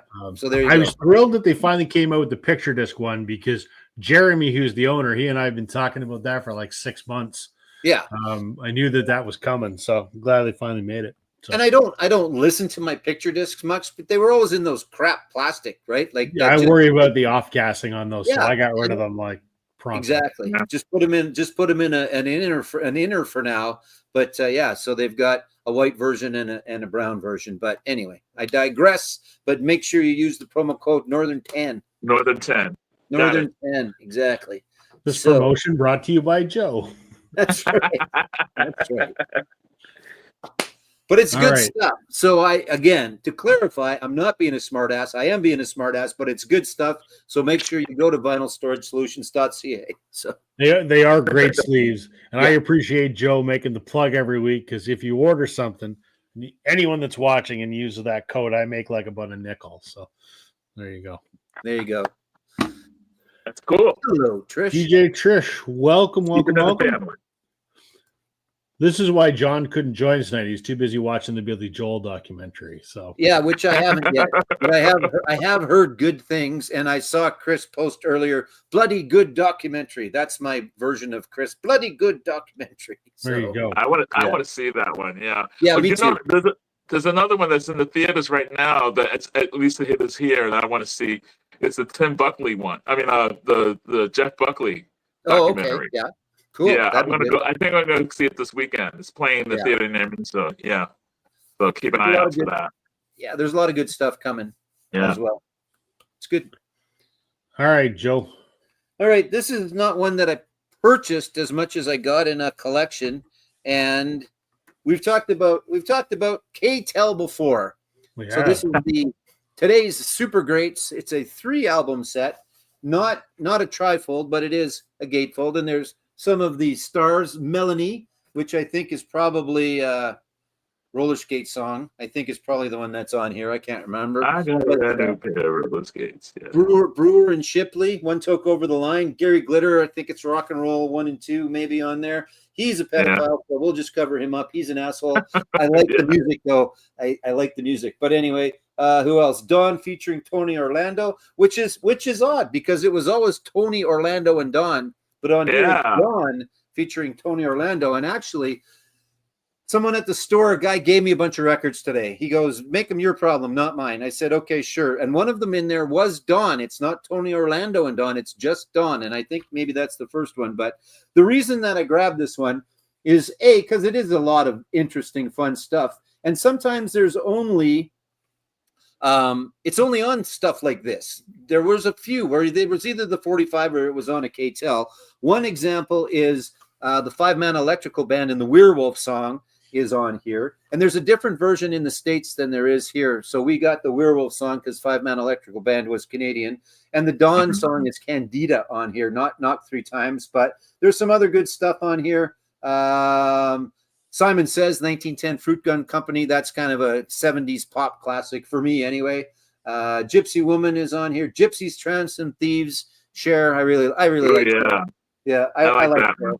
Yeah, I do exactly. too. But Venus, Shocking Blue is on here. Frida Payne, Band of Gold. That's a great song. Band That's of an album Gold, I've been yeah. looking for a long time because I love her voice, and I haven't ever found that as the full album, but that's on here. So there's a bunch that I couldn't find the full albums. King Harvest is on here too. So it's good stuff. It's today's Super Greats from K-Tel. It is a 3-record set, and it's probably an hour worth of music, maybe Wow. 45 minutes. I don't know if it's all the version, if it's the full extended length of all the songs, but anyway, so I remember those commercials. yeah, K-Tel. yeah. But wait, you get this and this and this. But wait, there's more. And the K-Tel record selector. Did you ever have one of those, Scott? I had one of those. Yeah. Okay. I'm going to show 2 records What you got? because I can, and because these 2 records Work together. are related. Let's go that way. One of these I've shown before. I think one of these I haven't. Canadian artists. So, Scott, you probably haven't heard of them. Maybe. This is Melissa McClelland, and this is her album Victory Day. This came out in 2009. Melissa McClelland is a singer-songwriter, and her full-time gig, I guess you could say, is she's one half of the duo Whitehorse, which is a Canadian husband and wife. I'm going to show the husband's record in a moment. But her other full-time gig is she's Sarah McLachlan's bass player and has been for 20 years. So this is Melissa's last solo record.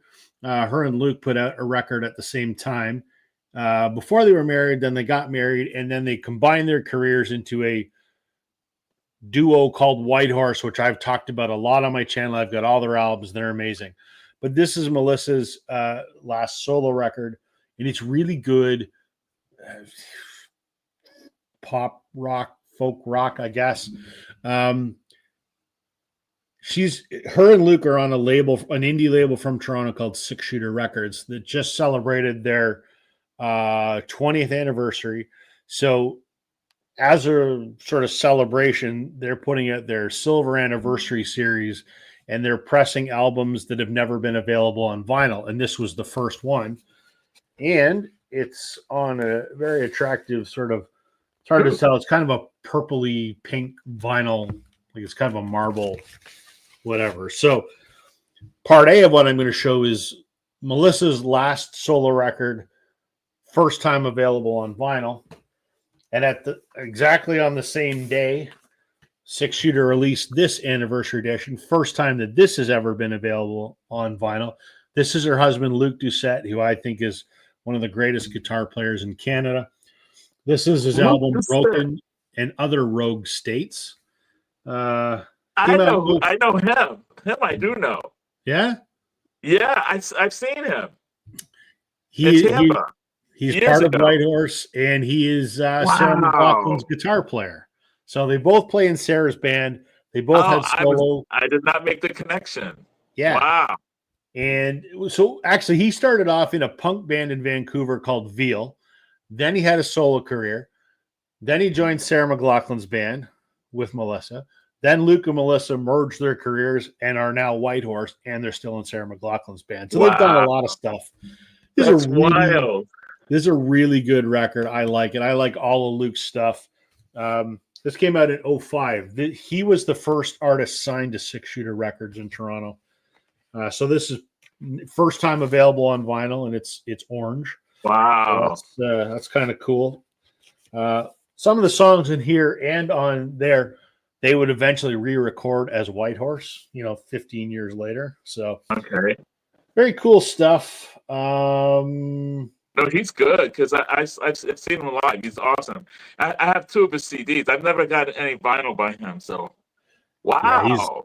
Yeah, I have met both of them countless times. Wonderful people, very, very nice. I do know some Canadian artists. That's awesome. There's a lot of people they're from Toronto, and there's a lot of people here that don't even know who the hell they are. So I have a ton. You guys know the Ducks, right? What's that? The Ducks, DUHK. Love that band. I don't know if they're together anymore, but oh my god. Yeah, I don't know if they are either. So yeah, I don't know if they're together anymore, but they were great. Yeah. Anyway, I changed the subject, but no, it's all good. It's all good. So yeah, those were 2. I mean, I had the albums on CD or digital, but it was great that they, as part of the anniversary of the label, they put them on vinyl for the first time. So that's cool. Yeah. What were you going to say? You were going to say you have, I think, because you have all of theirs. I have a ton of Whitehorse memorabilia here. I've got set lists and autographed photos that I've taken, guitar picks. Yeah, I got more Whitehorse memorabilia here than I know what to do with. So, do they, other than I assume backup when they're playing, do they sing with Sarah at all? Have you seen them with? Because I don't know if she has duets, because sometimes if it's a duet, obviously the other person of a famous duet is not there, so someone in the band sings. So, like, do her and Luke do songs together? And yeah, absolutely. Yeah, Yeah, there's that'd be great. a bunch of videos on YouTube. that'd be good. That'd be awesome. If you see a Sarah McLachlan show and Luke and Melissa are not there, it's because they're out on tour as Whitehorse, so they have like replacements to fill in, but they're the full-time bass guitar cool. and lead guitar players. So there's tons of videos of them. That I did not know. That's cool. That's cool information. Thank you. I loved my trip to BC, but while I was gone, Blue Rodeo was here, the Glorious Sons were here, and the Sadies were here. I know you missed some good ones, and I man. missed all of them. Yep. But so next time, I guess, like I said, I wouldn't trade my trip, but it would have been nice to, because I always bitch and complain about the music that we have at our exhibition, because it was, everybody was good this year. Like even Kim Mitchell was there, Biff Naked was there. Yeah. Anyway, I digress yet again, but speaking of great artists visiting, so Kitchener is the next town over from where I am, Joe, and they have Oktoberfest because it's a big German town, and they just announced the musical lineup for that. Stephen Page from the Bare Naked Ladies is closing the last night, and the night before is Amanda Marshall. Well, there you go. I think I got to go to Amanda Marshall at least. I think so. When's your Darkness show? Is that coming still? That's coming in September or something. Is it September? Yeah. And then I got Blue Rodeo after that. So cool. Yeah. Blue Rodeo. I got to go to Saskatoon for that one, but I'm going to Saskatoon for that one. And some Adam Baldwin dude. You will like that. I know you will. Yeah. I know you will. That'll be good. Cool. All right. Scott, your turn. All right. I'm just gonna quickly run and say goodnight to my son. So I'll be back before you're done your turn. Okay. Well, I guess I'll start with this one. Let me take this. I just got this one as well the other day. I was at I should say where I got them from. I got them from Bananas Records. And a lot of people are doing videos on Bananas Records in St. Petersburg, which is considered the largest record store in the United States. They have millions of records, and they have 3 locations. Three locations in the same vicinity. Yeah, they have a lot of records, and several people have come to St. Pete and done videos about that record store, Bananas Records. Is it set up nicely, or is it just because there's so many just everywhere? Well, it depends on the building you go to. They have the main building, which is set up really well. It's set up like a regular record store. It has all the genres and different things, and has DVDs, it has CDs, vinyl. They also have components, and they also have a lot of nostalgic old stuff, like old phones and old televisions, old vintage, all this kind of stuff. Then their other store is a warehouse. It's got 2 floors, but the main floor is upstairs, and that's kind of like it is a warehouse. It's got like overstock, and it's just got like, if you want to find like Rolling Stones, like whatever, there's like 20 of them, and you can pick through all of them. That kind of thing. Okay. Cool. And then they have a 3rd store, which is not really that organized, and it's got 12 inches and stuff that they're going through. And you can go in and still shop, but it's harder to go through that part, Sure. And it's hot in there. It's too hot. Digger's paradise. If you want to go and spend the day and just hang out, But the warehouse is like fun. It's like going to the library in a way. Stacks. It's like up to the ceiling, and you have step stools, and you just digging through it, going, oh my god, And you gotta calm down. You gotta tell yourself, I have to keep to a budget. That kind of thing. Anyway, I got this at their. Where did I get this? Their regular store. Then and they had this in the jazz section. And this is polarizing because this is an artist that some people really love and other people find cheesy. I don't care because I love him and I grew up with him. Cal Tjader. He's a vibes player. Okay. From the 50s and the 60s. And I always tell the story that he has a record called Several Shades of Jade, which has different shades of jade on the cover. And it's got it's kind of Asian inspired, but it's still like like cool jazz sounding. And most of the time he does things that are Latin influence. He was really into the Latin. He's not Latin, but he was into Latin jazz, and that's what he did most of the time. But this particular album was more Asian inspired. And when I was a little kid, there was something about that music that did something to me. And I would tell my father, and you know how little kids, I'm sure with your children or your child, if there's a certain record that you play that they really like, they want you to play it all the time. Oh yeah, sure, yeah, definitely. That was the record that I told my father to put on all the time, and it used to drive him crazy. But he liked the fact that he actually exposed me to music. So it was like, okay, I'll play it again for him. You know, so that's I was obsessed with that record, and I have several copies of it, and I just love it. But anyway, this I think is a comp. I haven't really listened to it yet. I believe it's a comp, but it is Gatefold, and it's got the very 50s, 60s girl on the cover kind of thing. It's just a silhouette of a girl dancing, but clearly, actually, I was reading a little bit on it. I believe this might not be a comp because I think it's two albums that he did was called Mas Ritmo Caliente, and then I think there was the one before called Ritmo Caliente. So I think it's just them bundled together. I think that's what it is. Oh, okay. But Vince Guaraldi's on this one. Willie Bobo's on this. There's some really great session people on here. So Mongo Santa Maria is on here as well. So it's some really good people, and it's originally done in the 50s. The first album was done in 54, and the other one was done in 57, and they were remastered in 1973. And I believe this is the remaster. This is probably a remaster of the remaster. You know what I mean? Yeah. So, that's all right, though. But I never had either one of these records, at least on vinyl. I might have it on CD.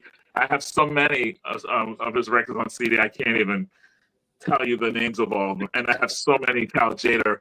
Every time I see Cal Tjader, I pick up Cal Tjader. There's two artists in jazz that they're so cheap and they're so easily available, and I like them. Is him and Herbie Mann. Those two artists. Every time I go to a store, there's another record that I've never seen before, and I pick it up just to get it. You know what I mean? Yeah. So whether it's good or not, who knows? But I just pick them up, and so Cal Tjader is the man for me in terms of. I mean, I love a lot of vibe players, but I love Cal Tjader's because it's Latin jazz, and I love Latin jazz and also Brazilian jazz, of course. So I like that kind of stuff. But anyway, Cal Tjader. Jazz is one of my genres that I know very, very little about, other than the main dudes. But we bought a big collection a while ago, and it had a bunch of jazz in it. So I'll have to go tomorrow and see if we've got some of that, because there was a bunch of names that I didn't recognize. I know Miles Davis, I know Coltrane, I know those guys, but I'll have to go look for that. So that's great. Yeah, I just had the opportunity of learning a lot about jazz because my father, that was his genre. And from when we were little kids, my father, when he would come home from work, with his days off, he'd get up, take us out for, whatever, for our little fun time playing ball or whatever. Come back home, he'd pull out his fifth and have his little taste. And he'd sit us down and he'd go, I want you to listen to Miles Davis today. You got to listen to this. And he would do this to us every weekend. Every weekend it was a different artist. And we had to learn about Illinois Jacket. We had to learn about Billie Holiday. We had to learn. He wanted us to know what his passion was. And I think through that, all of us, all the kids in my family, we all love music, but we all love different kinds of music. I just happen to be the only kid that liked everything. But Right on. So, that's awesome. So that's the only reason why I know about jazz is because of my father. So that's a fantastic story. That's wonderful. Yeah. Love it. That is great. Joe. Okay. This one's going to fall into that category of albums that I thought I had and I didn't, which I know shouldn't happen, but it does. Anyway, Mr. Jack White and Lazaretto. I don't know if you guys have it or not, but yeah. So if nothing else, it's a good album, and I like Jack. I like the White Stripes. I like Jack now. I like Jack this time. But this is him really screwing around with an album a lot, because there's forward facing, you play it one way, there's back, you started in the in groove and it plays out back to the edge. There's little holograms that pop up when you play it. You can play the label. In fact, there's grooves on, I can't remember if it's side 2 or side 1, that you can play the label on, and it's all okay, and it won't hurt your label or your needle, because Third Man Records, right? So he had the opportunity to try all this stuff out. And it's a good album on top of that, but it's one of those that, kind of falls into the, you should probably have it just for all the gimmicky stuff to go, hey, look, I can see the holograms, and hey, look, it's playing the wrong way. What the hell is going on? And there's hidden tracks. And if you put the needle down, it'll pick up one track. And if you put it down in a different place, it picks up another track. So there's lots of cool things going on with it. Plus, like I said, it's a pretty decent album, but it's got a lot of cool things for a record nerd to mess around with. And Jack's good that way. He's got a lot of great stuff. I think he's done really well for the vinyl community, as far as Third Man Records and all the innovation and all the bands he's signed, and just I think he's helped with the resurgence a little bit. Back when it started to come back around, there weren't a lot of pressing plants, but he started that. He got that online. He's a big proponent of Detroit and a lot of the things that went on in Detroit as well.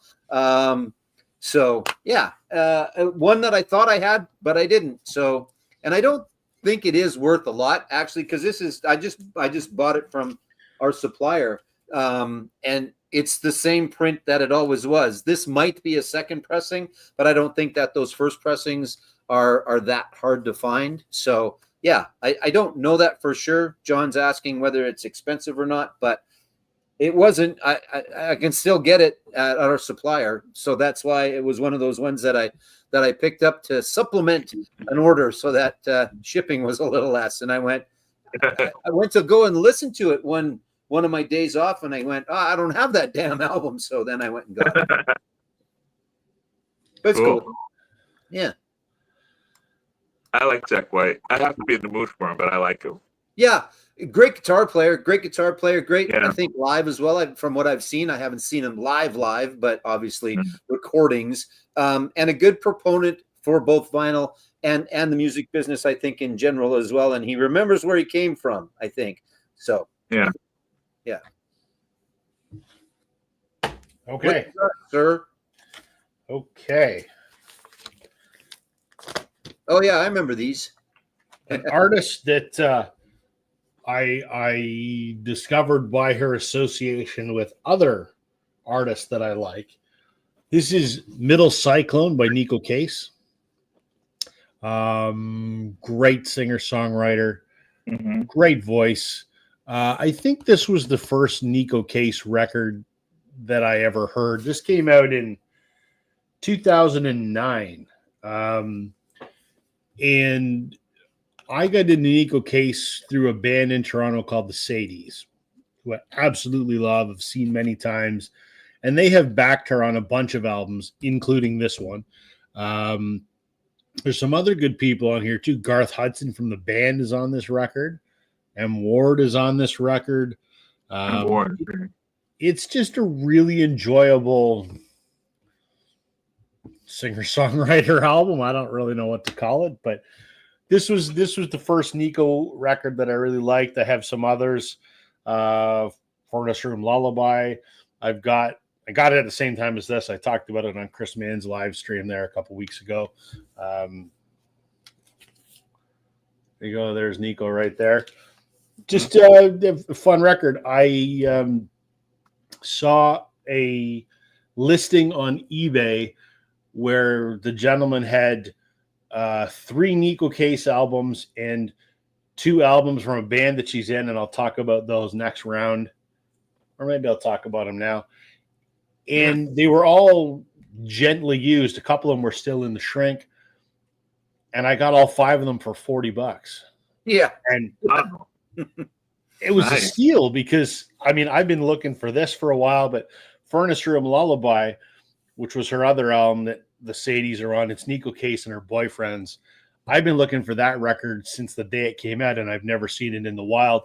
I wanted that record because a friend of mine plays on that record. So it was cool that I got all these. So this is probably my favorite Nico solo record. Uh-huh. I do find that cover a little bit redundant, though. It's a cougar on a cougar, but that's kind of funny. I've never thought about that.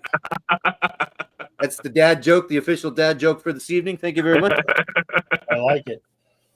Nico is also a member of a band called the New Pornographers, which is a Canadian band. Obviously, I've known about them, but I never bothered to listen to their stuff. But because this was included in the $40 package of 5 albums, which I literally bought for the 2 Nico Case records, I'm like, well, shit, I might as well listen to these too. And they're good. I really enjoy them. This is 2010s together. This is a gatefold as well. There you go. And we got some nice artwork. The New Pornographers are very popular in the States. Are they? Okay. Mm-hmm. I saw them in Florida about maybe 12 years ago. She was in the band, and I didn't know who she was either at the time. But they go, yeah, Nico Case is in the band. I'm like, I don't know who she is, but I like the band. So, yeah, New Pornographers, yeah. But I know who she is now. But I mean, yeah. So we came about it the opposite way. I was a Nico fan and discovered the New Pornographers. You know the New Pornographers and discovered Nico. So there was this one, and then this one here is from 2023, and this was still sealed when I got it. So of course I ripped the shrink off of it and played it. This is Continue as a Guest. I guess this is probably their most recent. So yeah, I think that's the most recent one. Yeah. I like it. I like both of the tracks on there. Yeah. So that was a hell of an eBay find, in my opinion. Wow. 5 of these for $40, and I think I was another excellent. $15 for shipping. So any one of them's probably worth that on its own, I think. So yeah. And no one else even bid on it. It's not like I wasn't bidding. I just waited till the last minute, and no one placed a bid, and I lowballed it, and there you go. So, wow. She certainly loves Canada, but she's from what, Philly or Pittsburgh? She's actually, I think she was born in like Washington or something. Like Pacific Northwest or something. I have only her on CD. I have like the one with this some like cigarettes or something burning on there or something like that on the cover. Yeah, that's I have that on CD. I don't know the name of it. I can't remember the name of it. I have it as well. I have the New Pornographers, the earlier one that's real popular in the States, and then I have the one that she did with Laura Veers and Katie Lang. Oh, cool! That's a really good record. I haven't heard that. I know of it. I just haven't heard it. It's really good. It's pretty good. Yeah. I'll have to keep an eye out for that. Yeah. Very cool. Mm-hmm. Okay. I think you like it better than Trio. Well, that's not much of a stretch. I'm pretty sure I would too. So. Pretty sure Katie Lang's going to have a resurgence at some point, and everybody's going to reminisce about Katie Lang. I just hope it's not when she passes away, because I've listened to a couple of hers in the last little while. We've got a couple at the shop, including like stuff with Katie Lang in the reclines, and it's good. Yeah. It just, she pissed a lot of people off up here because she, was obviously against beef, and she was from Alberta. And Alberta is like Texas, right? So there was a lot of controversy, and she lost a lot of fans and or fringe fans, right? Those that liked her still liked her, but she lost a lot of that because of so. But I think I'd like to do a video all about her, because I have a lot of her records, and I love Katie Lang. I think she has one of those pure voices that it's very rarely come by. She's got like Roy Orbison, just this pure voice. Whitney Houston is another one, pure, just beautiful voice, and they knew what to do with it. And Katie Lang just has that. It just has a nice sound to it, timbre, everything about it. It's just so beautiful. I agree. So, we've talked about it on here before, but her performance of Cohen's Hallelujah at the Olympics in Vancouver, that's one of the greatest ever. And you're right. And a big part of it is because of her voice. There's a lot of other things going on, but if it wasn't for the voice and that song as well, but she just nailed it. So she definitely was blessed. She was blessed with an instrument that was just incredible. Just perfect sound. I mean, pitch perfect. Pitch perfect, and it's beautiful. Yeah. Yeah. Just love her. So Yep. Go ahead. Okay, so my You're next one is it my turn or is it your turn? It's your turn. It's my turn. This record, I have everything of theirs on CD, and I take them for granted these days because I don't play them anymore because I used to play them so much. But now I want to start getting them on vinyl. I used to have some stuff on vinyl, but I'm talking about this band that I used to really play all the time and I don't anymore. U2. Yes. And this album is just, it's one of those albums that I could never stop listening to because it's so many songs on here spoke to me so strongly. I just loved it so much. This and Unforgettable Fire, it's some of my favorites by them. I just watched the documentary of the Surrender, Bono, talk to the audience and stuff. And it's very strange. It's very strange, but it's kind of fun to watch. It's him kind of acting out his book in a way, which is kind of strange. I like that. Yeah. I mean, I prefer the Bruce Springsteen on Broadway more because I think it's just a little bit more relaxed. I think Bono gets a little too dramatic for me in the documentary, but still, it's the great songs and great stories and whatever. But he gets a little too into it for me. He's a little too Bono. He gets a little too Bono. Yes. It's over the top. When Bruce is just talking to the audience, and it's just like he's having a conversation. Yeah, Bono's performing his book. It's kind of weird. That's good though. I did enjoy it though. Yeah, it was fun. It's fun. Yeah. But this record, of course, has Sunday Bloody Sunday on here. Seconds, New Year's Day. I mean, come on, you can't. Refugee. Got Surrender on here, but the song that and Two Hearts Beat as One. I mean, this album is perfect, but Drowning Man is the song that just every time I hear it, it kills me. I just love it. It's a very powerful gatefold. I mean, everybody's seen this, so yeah. But it's a great record, and I didn't know who, and I found out by reading the book that this little kid is the little brother of his best friend, of Bono's best friend, his neighbor, and they use him in a lot of the album covers, I guess. Yep. Yeah. Yep. And I didn't know that before. I was like, who's this kid? But anyway, now I know. But this is a great record. Really cool record. And again, like I said, the song on here for me is Drowning Man. And I love U2 up till Achtung Baby, and then I kind of lost interest until Vertigo, I mean, until the bomb. Atomic Bomb. Yeah, Atomic Bomb. Yeah, that album I really liked, but I was not into like the other stuff after Achtung Baby. I just wasn't into it, but I still love them. I am a giant U2 fan. I'm a completist. I have everything, and I have it all on vinyl, and all of mine are first pressing. So. Wow. Achtung Baby's a first pressing, Atomic Bomb's a first pressing, Zooropa's a first, all of them. I have everything. I've been a U2 fan since 1992 and always bought the records, not the CDs. Got it all, and not a week goes by I'm not listening to U2. So wow. I love them. I'm starting to listen to it, and how I started getting back into it, they had a channel on Sirius when I had Sirius. I don't have Sirius radio anymore, but when I had it, they had a channel and they would play, some of their favorite songs plus some of their own songs. And I never really listened to the songs of Experience and all that. But when I started hearing it in my car, I was like, oh, what is this from? So I started to, reevaluate, some of the later records of U2, and I'm like, they still have it. They do. They do. Yeah. They still have it. I was not a big fan of Songs of Experience. I just couldn't connect with that one. I love Songs of Innocence. Yeah. But I love all those. No Line on the Horizon, I think, was a fantastic album. I love all that stuff. It's great. This one, isn't that so killer? Good. Isn't that killer? Oh my God. Yeah.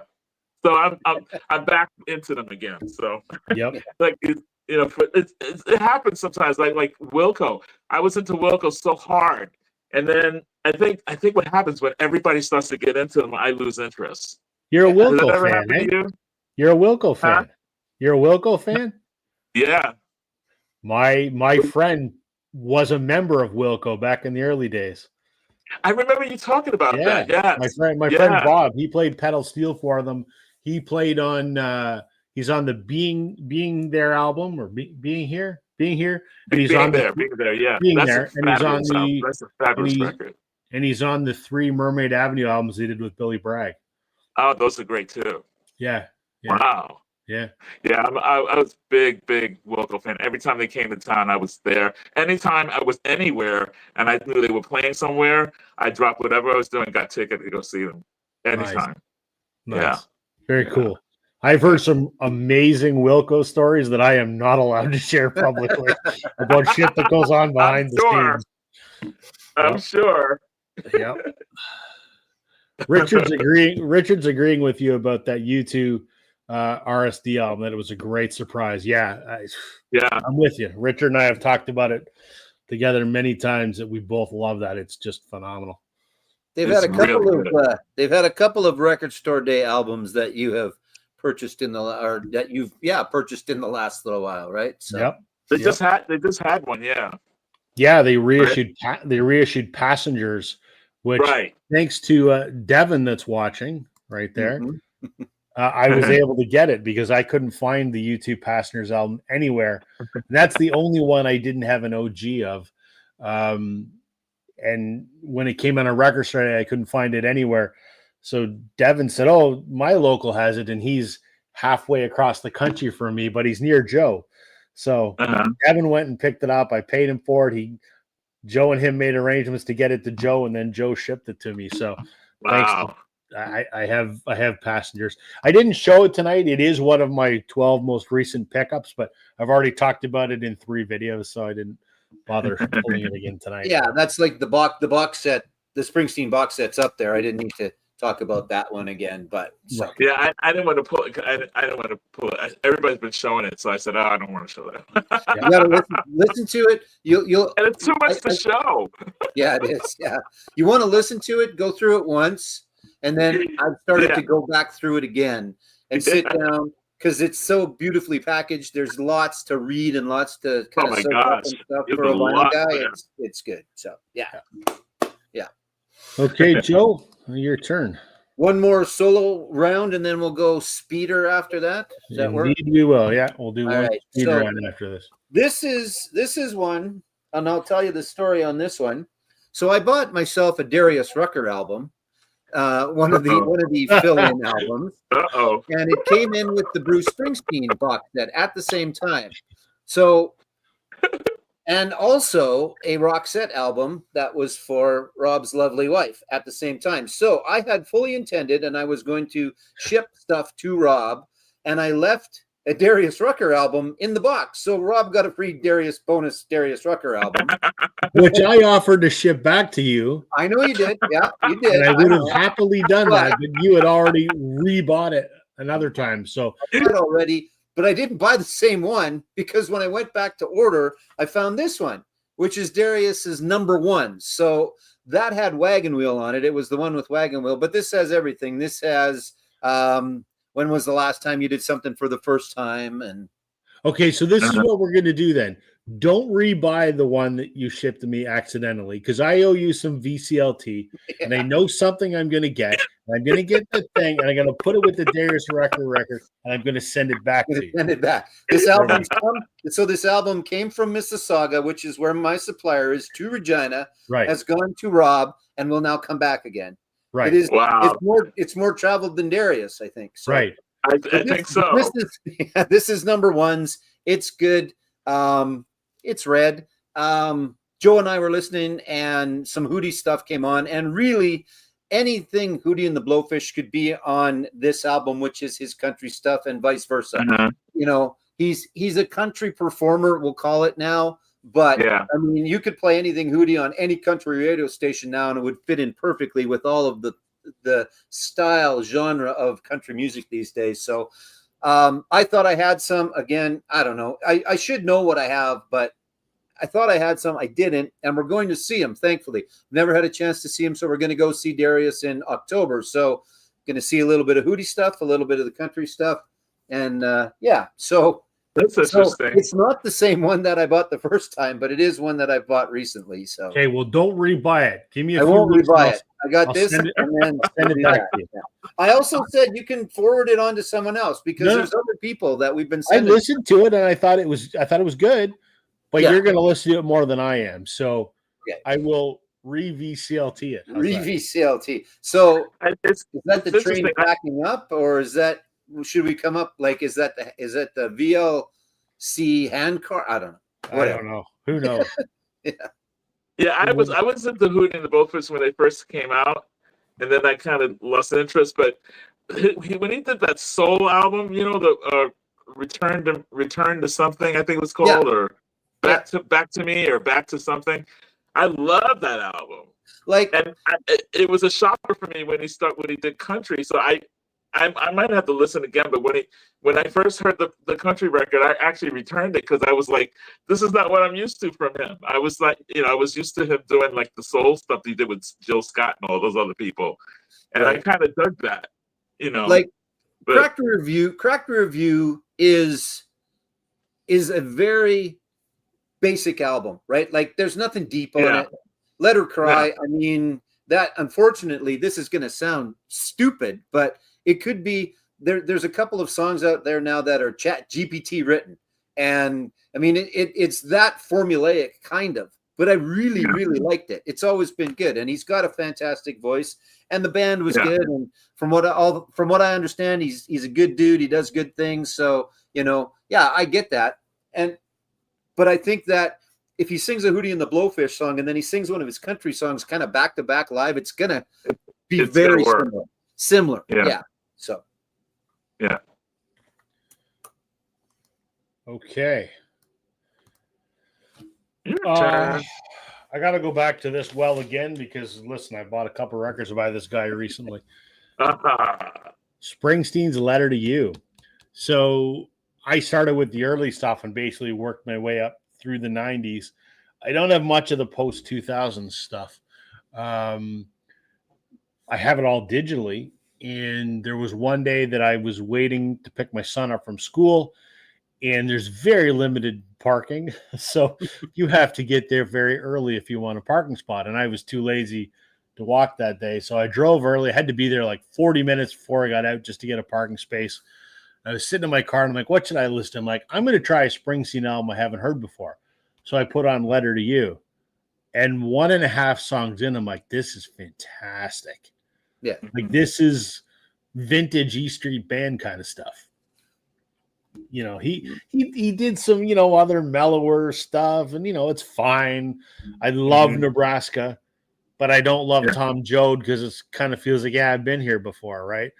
But this just kind of had some energy to it, and it sort of felt like it harkened back to that sort of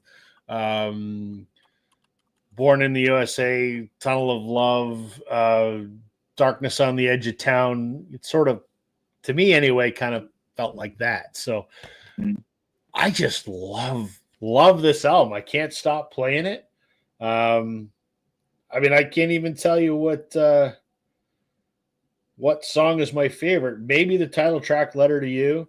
House of 1,000 Guitars is a little repetitive for me. I just kind of went, but the rest of it I think is incredible. They did an absolutely bang-up job on the packaging of this. It's a gatefold. It's got a book in it. I have to get that one. I don't have that on vinyl. I have it on CD. It's great. All the inner sleeves have artwork on them, and they're like see-through kind of paper, so there's an image underneath it, and they just some of the best album packaging I've ever seen. Not that matters, but when you're paying, 40 or 50 bucks for an album, it matters. So I would say this is probably in my top 5 Springsteen albums. Do you have? Go ahead, Scott. No, you had a question. Go ahead. Oh, I can't remember if you've got The Rising. I can't remember if you've got that. Yeah. I mean, I have That's again fantastic. digitally, yes, Sure. but not on vinyl. And I think I maybe listened to it once digitally. I have not given it any effort, put it that way. I've listened to it a couple of times. I saw him on this tour, and because I had never seen him, like I said, I saw him before, but I'd never seen him with the E Street Band before, and that was a bucket list thing for me. So when this album came out, that's when I saw him on tour. They tore those songs up live. Yeah, it was unbelievable. I mean, it gave you chills, and they were new songs, so I didn't know them that well, but they just they fit in so well with the whole thing, with that whole energy that they have as a band.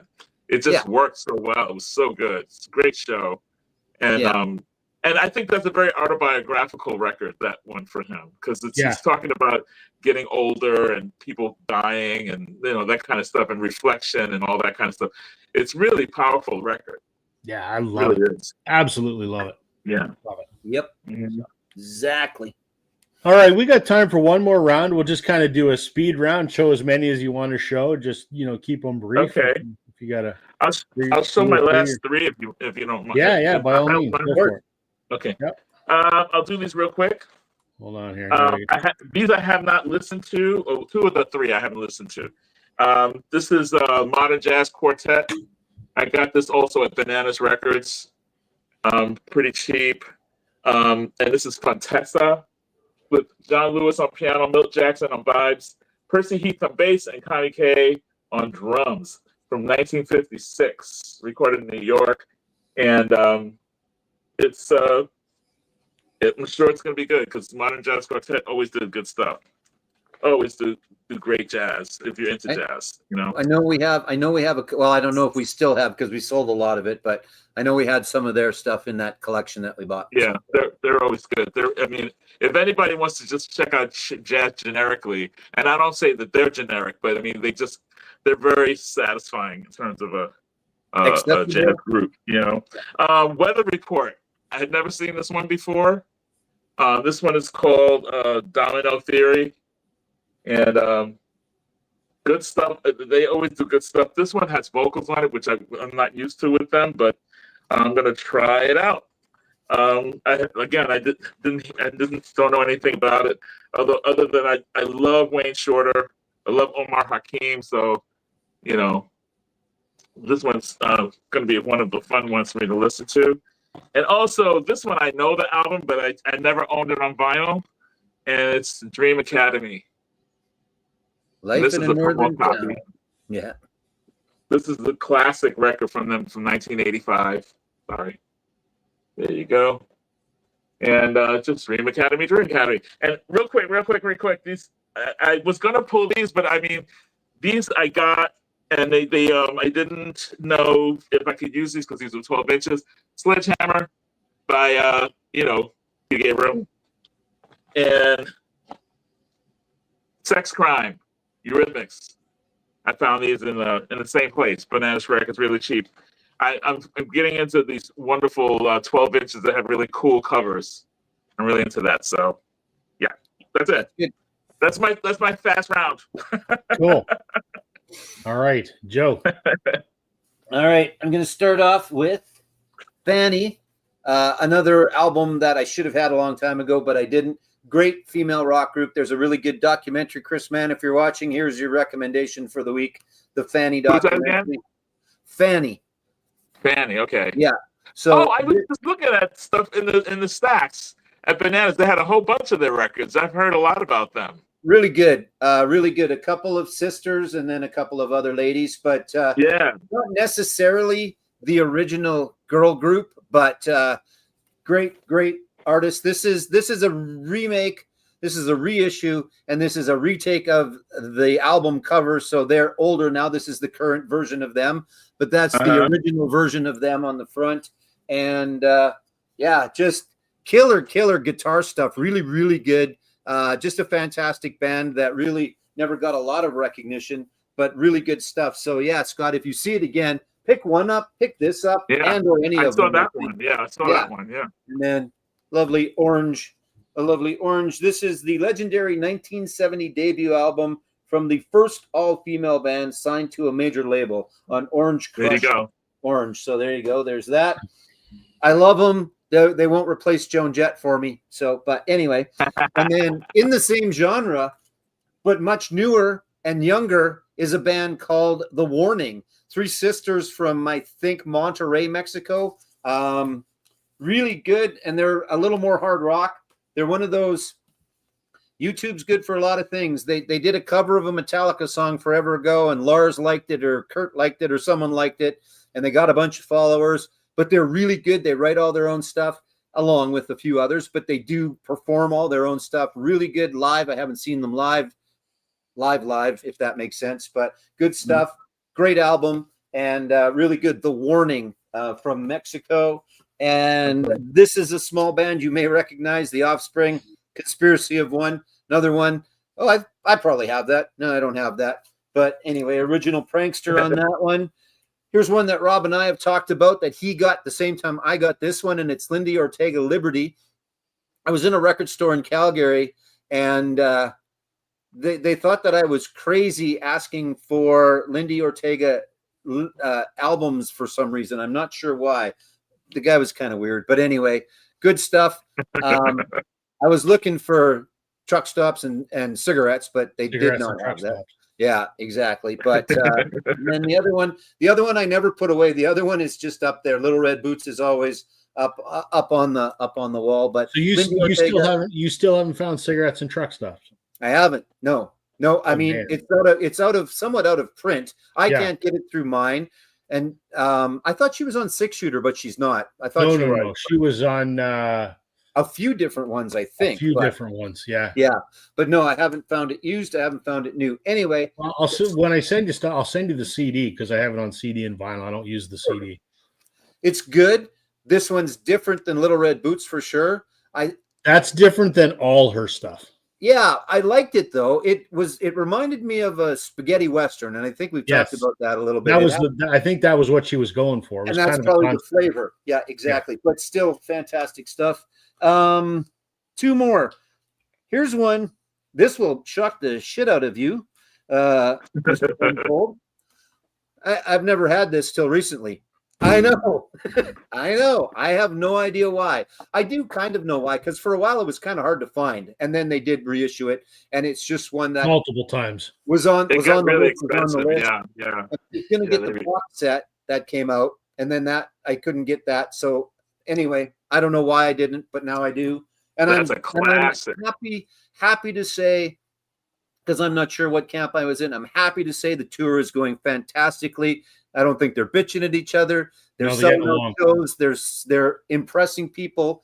They're entertaining people. There's no bullshit. It's fantastic. So that's it's a lot more than them just entertaining people. People are commenting that it's almost a religious experience for a lot of people because really, the reviews have just because this is a band. A lot of people. This was my band when I was a teenager. This was the band that changed my life, and a lot of people feel the same way. Wow. And we all just kind of wrote it off that they're never going to get back together. And people are coming to the shows that are my age. I'm 47, bringing their kids to these shows, and their kids are loving it as much as they are. And they're just saying that seeing Oasis perform these songs again, which no one ever thought would happen, and them and the band themselves clearly enjoying it as much as they are, and introducing the music to a new generation, and arguably maybe reigniting a bit of a spark for rock and roll. The things that people are seeing, you see people in tears at these shows. Yeah, really. Oh yeah, I have. The last time I saw them together was at the Olympics. That time that they did, was it in England? Yeah, and they were horrible. I thought they would because they wanted to be there. Well, there was a lot of that in the later years for sure. Yeah, it was horrible. I was like, that's terrible. They have matured. They have spent 15 years apart and patched up their shit. They're also sober. That's the other. Yeah, I think that they weren't sober at the Olympics. I don't think. No, they weren't sober then. Yeah. No. Yeah. So. But I always like Liam's solo stuff. I love Liam's solo stuff. People don't talk about his stuff as much as his brothers. He did some stuff as Beady Eye, which I thought was terrible, but his actual solo stuff, especially the album Why Me, Why Not, was fantastic. Yeah. Yeah. Yeah, love it. So I'm glad to see it's going well. And I have 3 new people looking for a ticket for you. So Okay. I don't know. One actually has a little bit of a shot, but we'll see. And the last one I want to show is another album that I should have had a long time ago. Yeah, a long time ago, but I didn't, and now I do. And I've listened to it. I bought it, I don't know, a month ago, and I've listened to it 20 times. So just fantastic. Maggot Brain. Yeah, Maggot Brain, exactly. Parliament and Funkadelic and Bootsy and all that good stuff. It's all so fantastic. Yeah, it's just such great stuff. So if you don't know, for those out there that don't know Funkadelic, just go and get some and trust me, it's good. Yeah. Okay. Done. All right. I got 3. I was at a record store with who the hell was I there with? I was there with Embryonic Robot, Brian, and I was there with Mike from MDK Buffalo. And we went to a few record stores when they were here. And this one record store had some stuff outside underneath like a tent, one of those big frame tent kind of deals. And I thought there's going to be nothing good in there. And there was. So I picked up Burton Cummings' My Own Way to Rock because I'm a big fan of the Guess Who. It's kind of the only Burton you need, right? Because it has, this is really the only song you need, I suppose. But I'm thinking this isn't going to be in any good shape. It's outside underneath a tarp. Yeah, there's a bit of ring wear, but the record is flawless. And I think it was $2. Like it was in this stupid cheap bits. I'm like, you get deals, man. You get deals.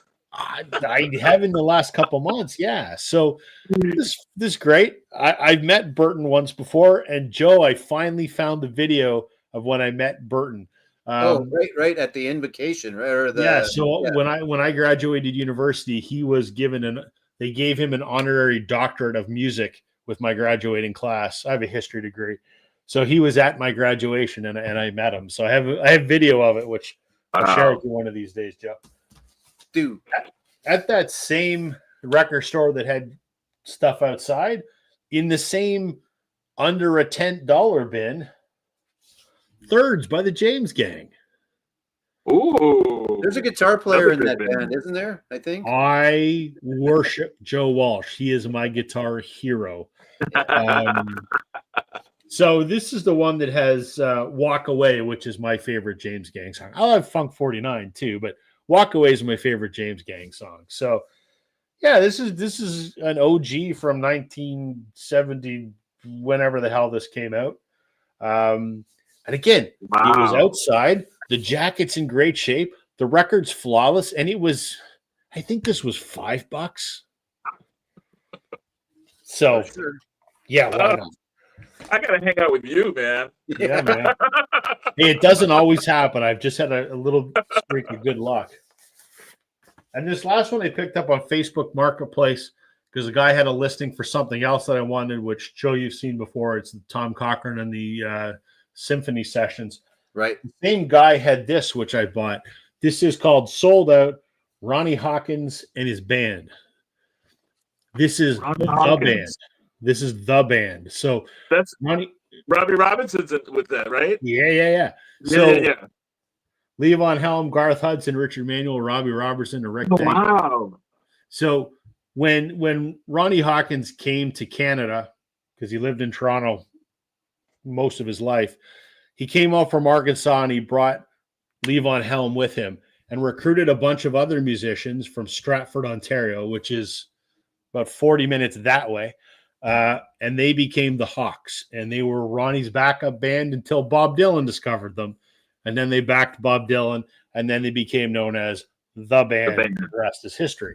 So I have Ronnie Hawkins, Mr. Dynamo album, but that doesn't have these guys on it. But this is actually the recordings that he did with the band. And I am a massive, massive fan of the band because I think they're absolutely legendary. And for all intents and purposes, a very local band for someone like me. My parents saw them in a coffee shop before they were famous. Yeah, wow. In a coffee shop. In a coffee shop at the university that I would go to years later. Yeah, when they were still the Hawks. So just because I'm kind of a completist for the band. I mean, this was kind of a no-brainer. That's cool. Yeah. Awesome. I paid a lot more than $5 for that one. Yeah, a little bit more for that one. So there we go. I broke my own rule. Make sure So we this got was the right. fun. This was fun. We'll do what we always do at the end of one of these. We'll go around the horn if you just want to promote anything. You know, if you got anything going on in your channel, anything you want folks to know about. Scott, what's happening in your neck of the woods? Well, I'm going to be after I finish with you guys. I'm going to get my show together. But I have a show tomorrow at WMNF 88.5 FM from 3 to 6 p.m. Eastern Standard Time. It's called Traffic Jam, and I'll be playing all kinds of great songs, like mix of all kinds of genres together. I'm probably going to do, like I said, I think you guys gave me an idea. I'm going to do a Katie Lang extravaganza. There you go. Awesome. Yeah, I'm going to do one of those. So that's what I'm planning on for the next couple of days. I'm going to do a little research first, and I'm going to pull all my Katie Lang stuff out, and I'm going to just listen to stuff and then do a little video on that. So I think that's what I had planned. Does your radio station stream online for folks that are not in the Florida area? Yeah, you can listen to your show? go. Yeah, you can go to the website and click on just listen now at the time, or you can stream it later if you want to. If you can't, like some people can't because they're at work or whatever, so they listen to it, and it stays up for about a week. Okay. So yeah, you can always look. Go to WMNF website and that's Walter, Mary, Nancy, Frank. Okay. WMNF. Cool. And you can listen to it anytime. All right. Mm-hmm. Yep. Joe, what's going on either at the store on a vinyl or on your own channel? Yeah, nothing on mine.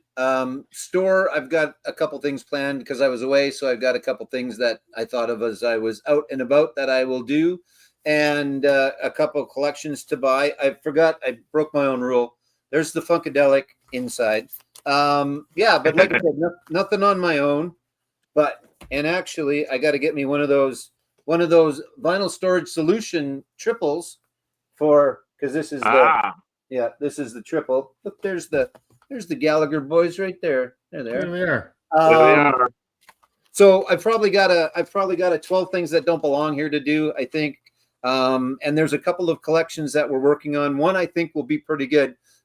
It's one of those guys like I was talking about earlier, where he played it once, he put it on a reel-to-reel, and then he put them away. So we'll see. And there's the Offspring, who are unfortunately finishing their career off, they said. We'll see if, like anybody else, they actually do when they say they're going to. But anyway, and yeah, like I said, a couple of things for the shop. Nothing on mine. I do this. I love doing this. I got to get on Chris's now that I'm back. So he hasn't asked me, but I don't think he knows that I'm back either yet. But I think you probably have a standing invitation if you just. I think said, so. Hey, yeah, he would gladly have you. Yeah, exactly. So yeah, and other than that, just happy. Vacation was awesome. Not that I work that hard when I'm at work. I'm at the shop, so it's not exactly work, but it was nice to hang out with Joanne and do that type of stuff and see a big part of our beautiful country. I love great. A couple of years ago when I went down east, but it's always nice to get out to British Columbia and Alberta as well. So it's not flat everywhere. It's still pretty damn flat through Saskatchewan if you're in the middle. But if you get up a little bit, and even if you get down a little bit, it's not that bad. So, but yeah, there is the middle part that is pretty damn flat. So very good. And you? Let's see. Oh boy, I don't know. I did a video last Sunday. Greatest hits. It was Daryl's thread that he started, which a lot of folks have kind of latched onto. And I did it because it's inspired by Chris Mann, who's sort of the king of greatest hits. So I did that. Yeah. I've been on Chris Mann's Sunday afternoon or Sunday night to him because he's in Wales live stream the last few weeks. I don't remember what we talked about last week, to be quite honest, because I barely remember what I did yesterday. I'm so busy. I don't have a video coming up on my channel because I moved away from doing the every Sunday thing. I'm going to do every other Sunday for now, just because it was getting to be a little too much with the demands of the job these days. So, so you'll have to settle for last week's Sunday video, and this, and whenever I appear on Chris's live stream. I got another collaboration coming up with another channel. I'm going to be doing something with Keith from Attack Down Under in a couple of weeks. That'll be on his channel. So we'll talk about that in a few weeks as that gets a little bit closer. But that's it. That's what's going on. You haven't done any of the podcasts lately, or have you? I do need to do a podcast, the Vinyl Community Podcast. Chance and I've been talking. I've just been too busy, but I want to do one in August, and I have an idea for one. I just have to reach out to the guests that I would like to have and see if they're interested. It's another, it's a YouTube channel, but not part of the Vinyl Community. But we'll just leave it at that. So fair enough. Yeah, we'll see. I couldn't remember if you've done anything lately. So. No, I haven't done it. I used to do about an episode a month, and I haven't done one in 5 or 6 months just because I've been too busy. So yeah. So there you go. With all that said, how awesome was it having Scott on? It was great. It was. Thank you. Even with the bad audio. It's fine. It's all good. It's all good. I think if ever you ask me back, I'll just do it from the computer. That way it'll be a little better. Sure. Love to have you back, man. We have a revolving cast of characters, so I'm always looking.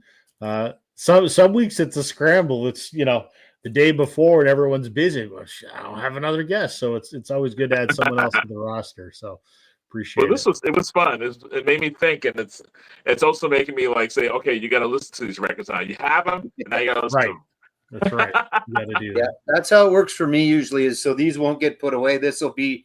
Well, this was kind of the current rotation anyway, but so yeah. And I think it's kind of safe to say we will never have anybody else on that ever punched Bruce Springsteen. I think that's probably fair. I would put $1 down on that one. Yes. We will not ever have someone else on that punched Bruce Springsteen. So that is very true.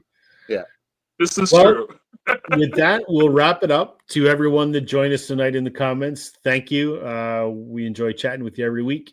And for those who are going to watch this later, thank you for spending a couple hours with us. It's gives us something to do and someone to talk about records too, so we don't bore our wives. So please check out Scott, DJ Vinyl Vertigo, Joe at Racer Records or On a Vinyl. As always, Daryl will be back next week to join Joe and myself. And tentatively, Tim's going to be joining us, and we're going to be doing our much anticipated Wankers episode. So that's the plan. Well, that's going to be fun to watch. So, thanks, everybody. We will see you again next week. Take care, everybody, and have a good night. See you, Joe. Thanks a lot.